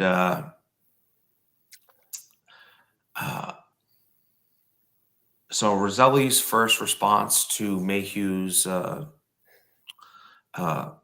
offer was laughter, actually. Me, Roselli said, you want me to get involved with Uncle Sam? The feds are tailing me wherever I go. They want me They go to my shirt maker to see if I'm buying things with cash. They go to my tailor to see if I'm using cash there. They're always trying to get something on me. Maheu, are you sure you're talking to the right guy? Which I thought was very interesting. And always better the snake you know than the snake you don't know. Yeah, no, that's exactly right, Rob. And so I just want to bring it back. I mean, listen, we're 2 hours in now. I don't want to get like super into Howard Hughes. He was a very rich man, a powerful man, someone with connections, of course. He hired Maheu to be his, chief of security, for lack of a better term.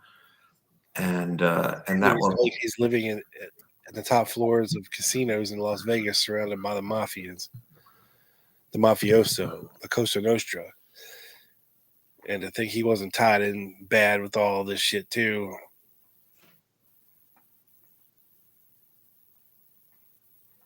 Yeah, 100%. And I think it went back to, who was the question? I think it was, I unstarted, but it was someone like, what does these mafia plots have to do with the JFK assassination? And I think it's the fact that certain aspects of the CIA, parts of the CIA that couldn't operate in their normal ways, right? So they hired someone like Maheu, right? Or they make Maheu hire someone like Roselli to get on the Castro assassination plots, who in turn hire anti-Castro Cubans. I think that is the biggest thing to take away from it, is you have these three factions kind of coming together. You have the CIA and areas of the CIA that can't be. Because notice Maheu and Roselli do not recruit mafioso for this job. Okay. So the CIA uses Maheu as a cutout. Maheu uses Cubans as a cutout. Right? Some random Cubans that are expendable. They can pay them $10,000 to do this, to try to poison Castro. Mm-hmm. Right. And we're talking big money was floating around. You just mentioned a little bit ago, Meyer Lansky had put, $1 million bounty on Castro's head. Yeah. Which is at least 10 million today. Yeah. Yeah. And, people, you have all of this money changing hands. You got giant mobsters from Giancana to Trafficante, Howard Hughes money, CIA black budget money. And all these people are getting their fingers into it, all the way down to, all right, you lowly Cuban bastard, we'll give you $10,000 to go kill him. Yeah. And if you think these guys ain't scalping off the top of this bounty, you're dead wrong. Yeah. Yeah. No, that's a great point, Rob. Joe. I'm sorry. No, I said that's a great point. The intermingling of these factions, whether it's, elements of the CIA that can't be, presented, that have to be put out through cutouts, right? And the mafia and Cuban exiles. And I think if you explore that dynamic, I think you're going to get pretty close to what happened in the JFK assassination, in my humble opinion. Yeah. And you got to remember, too, the CIA is not supposed to be doing any of this shit inside the United States borders. Okay. Yeah. They are a foreign intelligence gathering agency that always has been their charter. Mm-hmm. They are not supposed to be doing anything domestically. Right. But here you go. Right. But of course, JM was kind of like almost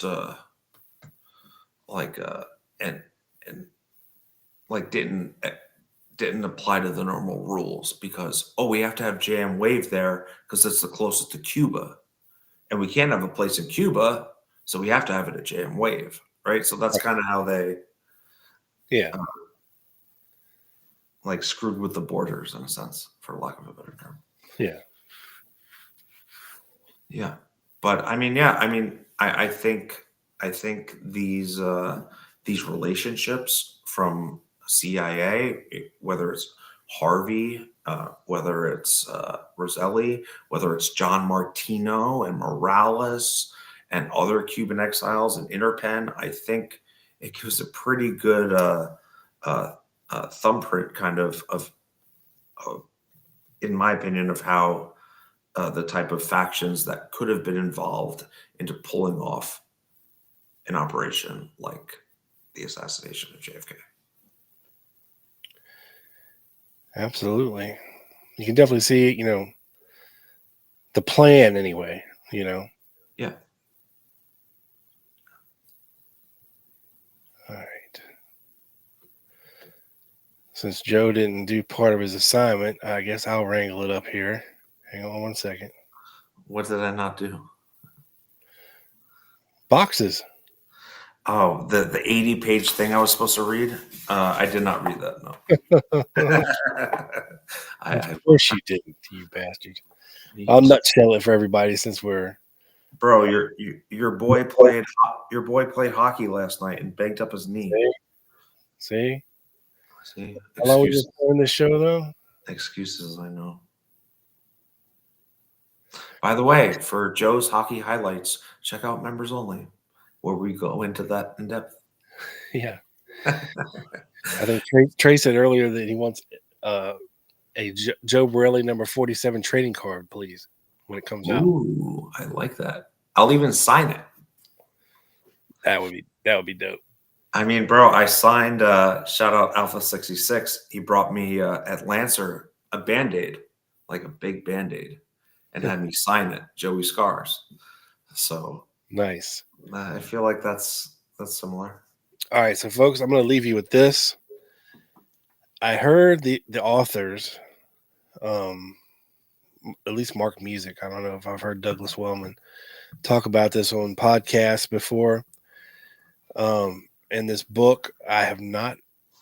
I think I might have read it a very long time ago. It's been out for like 20 years, I think, roughly. But this is a book called The Secret Life of Howard Hughes, that asserts that Howard Hughes did not die a crazy old weird looking man like this, right? That he actually lived on. Yeah. Those look like cement shoes. Have you ever heard of that? For another 15 or 20 years, I think into the late 80s or 90s, living a secret life in Alabama.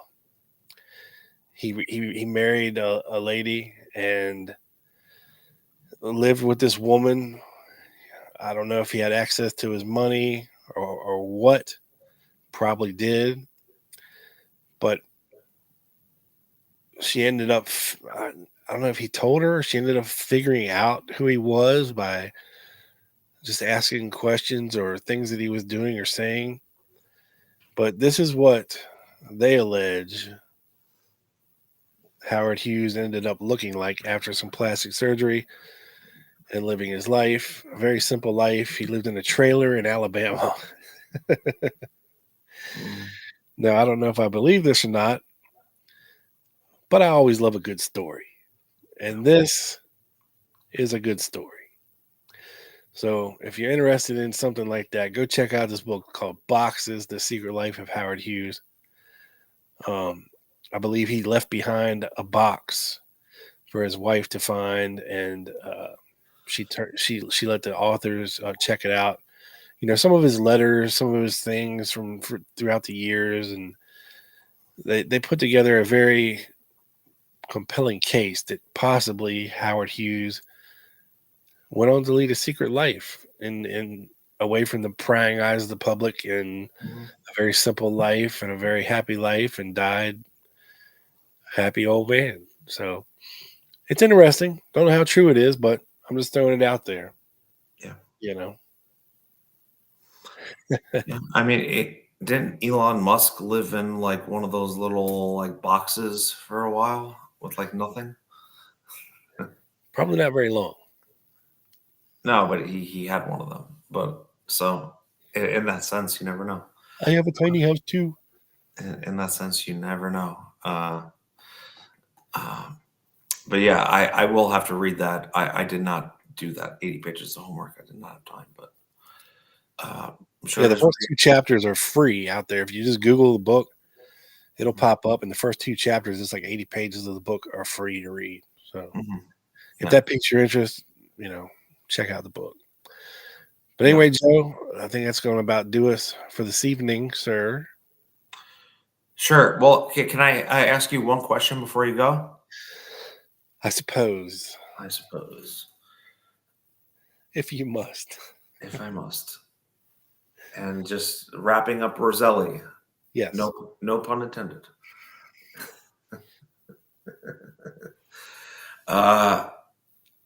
Who do you think was eventually responsible? Because he had testified to the church. That reminds me. See, I got this. Something I didn't do. He testified for the first time. He was being called back for the second time. And between the time he was being called back, he was found in the barrel. Or I guess they were looking for him during the time he was supposed to talk the second time. Is that the autopsy? No. Oh, I have that. This is an FBI report. Okay. I have the autopsy if you want. Well, this is an FBI report from Los Angeles in June of 1970. And I'll put forth another motive from somebody who might have wanted to kill Roselli. Sure. Okay. For a whole totally different reason than the Castro plots and all of that. This is something totally separate. Yeah. And like we talked about earlier, we don't know exactly why he was killed. He could have been killed for a multitude of reasons. Yeah. Now, this was in reference to a report to Special Agent Howard Dodge dated December of 1969 in Los Angeles. During the past several months, beginning in the first part of January 1970, SD redacted CTE has furnished information concerning acts by Roselli to extort money from Mo Dalitz. The activities in this connection, as reported by this informant, are being set out in full as follows. Now, for those of you who don't know who in the hell Mo Dalitz is, he was the big swinging dick in Las Vegas when it comes to the mafia and owning Vegas. Like, this guy was the man. Okay. And allegedly Roselli tried to extort him for a lot of money. Okay. Check this out, Joe. Okay. This will get you killed. Okay. Me or Roselli? Roselli. The informant advised that on January 9th, 1970, he received a call from Los Angeles attorney James Cotillion. Cotillion was half drunk and happy as the federal indictment against him had been dismissed, which charged him with contempt and illegal possession of the federal grand jury transcripts in the Friars Club card cheating case in Los Angeles that Roselli had been accused of. That's the thing that landed him in prison. Okay. Cotillion told the informant that Los Angeles La Cosa Nostra hoodlum John Roselli wanted to see him as soon as possible. He arranged a meeting for the informant and Roselli at Cantillion's home on Sunday, 1/11/70. Informant advised that Cantillon resides on Camden Drive on the corner of Camden and Sunset Boulevard in Beverly Hills, California. The informant met Roselli there at noon. After a short visit with Cantillon, informant and Roselli went to the Tail of the Cock restaurant. Roselli told the informant that he no longer gets any money or help from the Chicago mob since Sam Mooney Giancana left Chicago and headed to Mexico. So when the heat got on old Sam Giancana, he got the hell out of Chicago and fled to Mexico. Roselli did. Giancana did. That's what I thought you said. Okay. Yeah. He indicated that when Giancana left Chicago, he left in such a hurry with all of his money and told the Cosa Nostra little or nothing of the many deals he was involved in Chicago. Roselli indicated that as a result of the federal prosecution against him in Los Angeles, he now needs financial assistance, as I'm apparently not getting it from the current Chicago leadership. Roselli requested that the informant contact Merv Adelson at Rancho La Costra in northern San Diego County and make an appointment for Roselli to have a sit-down meeting with Mo Dallas. Roselli told the informant if he is not successful in this, he wants him to go to Vegas and make contact with Yale Cohen, and through him arrange for Roselli to meet with Dallas. Roselli told informant that when the meeting is arranged, he wants the informant to sit in on it with him and to say nothing. Roselli indicated to the informant that he was going to ask Mo Dallas for $35,000 the first time around. He will allow Dallas to arrange for the place and time for the meeting. The informant got the impression that Roselli would have arranged for this meeting with Dallas through George Gordon, but that Gordon is in critical health and he could not contact him. During this meeting with Roselli, informant brought up the subject of Mo Morton, who owns a home and a yacht in San Diego and who has frequent contact with Giancana in Mexico. Roselli confirmed that Morton is in frequent contact with Giancana and that Morton, Mooney, and Sid Korshak had something going on in Vegas. The informant stated that he was unable to interpret this remark or ask Roselli any questions. Roselli told the informant that if things work right, he will have him go to Mexico to contact Giancana directly for him. Informant advised that he received a call from Los Angeles hood attorney James Cantellian that Roselli wanted to meet him at 3 p.m. in Cantellian's office. Right? Hold on.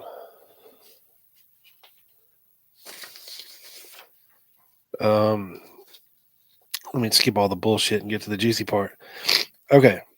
Roselli told the informant that he intends to ask Dallas, like I said, this time around for $35,000 in cash to help pay his legal fees, and that he was in need of money. Roselli told the informant that Dallas owes him or owes them $750,000. Roselli claims that when Howard Hughes bought the casino and hotels from Mo Dallas's group, Roselli was instrumental in having Dallas remain on in the management position as an advisor during the transition period. He stated that as a result, Dallas was in a position to skim a great deal of money from the operations of the Desert Inn and the Stardust. Roselli told informant that as a result of this, he feels Dallas owes him $750,000 and that $400,000 of that belongs to the Chicago mob and the rest belongs to him. He now wants a cash down payment of 10%, $35,000 to help him pay his legal fees, and the rest as soon as possible. So he's basically strong-arming Mo Dallas into paying them, Sam Giancana, $400,000 and him $350,000 for brokering basically a deal between Howard Hughes and Mo Dallas. So when you go strong-arming, big swinging dicks in the mob, they don't like that, Joe. They don't. They don't like that. Doesn't tend to work out very well for the strong arms. No. So there's another possible motive that has nothing to do with the Castro plots. I mean, it kind of does, but it kind of doesn't. Mm-hmm. You know, it's outside the realm. So he's desperate for money at this point. You know, and facing jail time, facing deportation. Giancana left his ass and went to Mexico. It's like, fuck it. You know, fuck everybody. I'm out, bitches. Mm-hmm. And so now he's stuck basically trying to blackmail Mo Dallas for hundreds of thousands of dollars. So, wow. Again, that possibly, you know, could be the end of him as well. Who knows? Right. Well, it's hard to tell exactly. Definitely a mafia ending, I would say. Right. A great Tony Soprano quote when he talks to his therapist is, "There are two ways for a guy like me to end up 90% of the time. It's in jail or dead." This is true.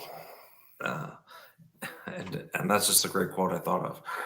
So when Giancana returned from Mexico, I guess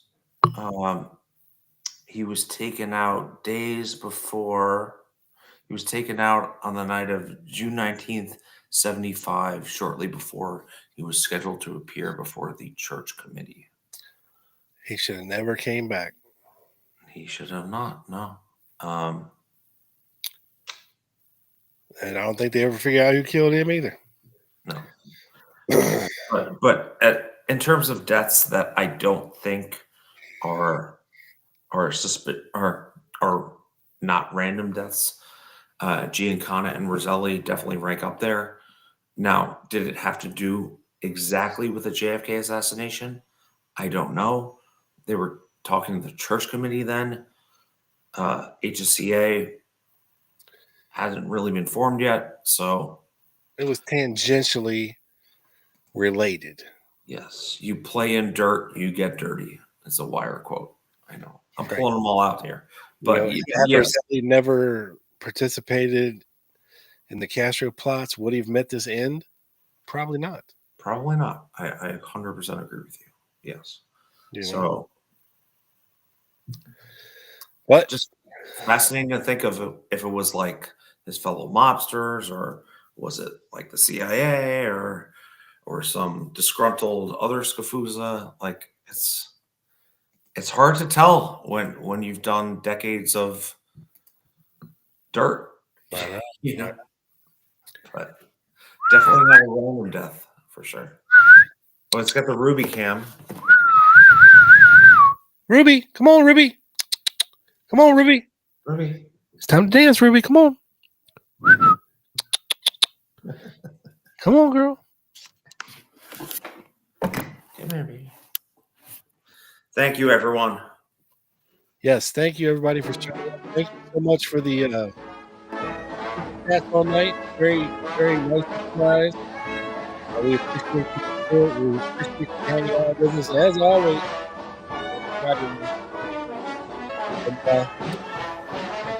It's Wednesday and next Friday. So, again, if you want to hang out with us on Wednesdays, are told in the name of truth. Become a The covert greatest crimes are committed in higher. the name of justice. Yeah. The quotation is We Jim appreciate Garrison's. It could be used for him or against There him in she this is. strange case. Good night. Yes, Ruby.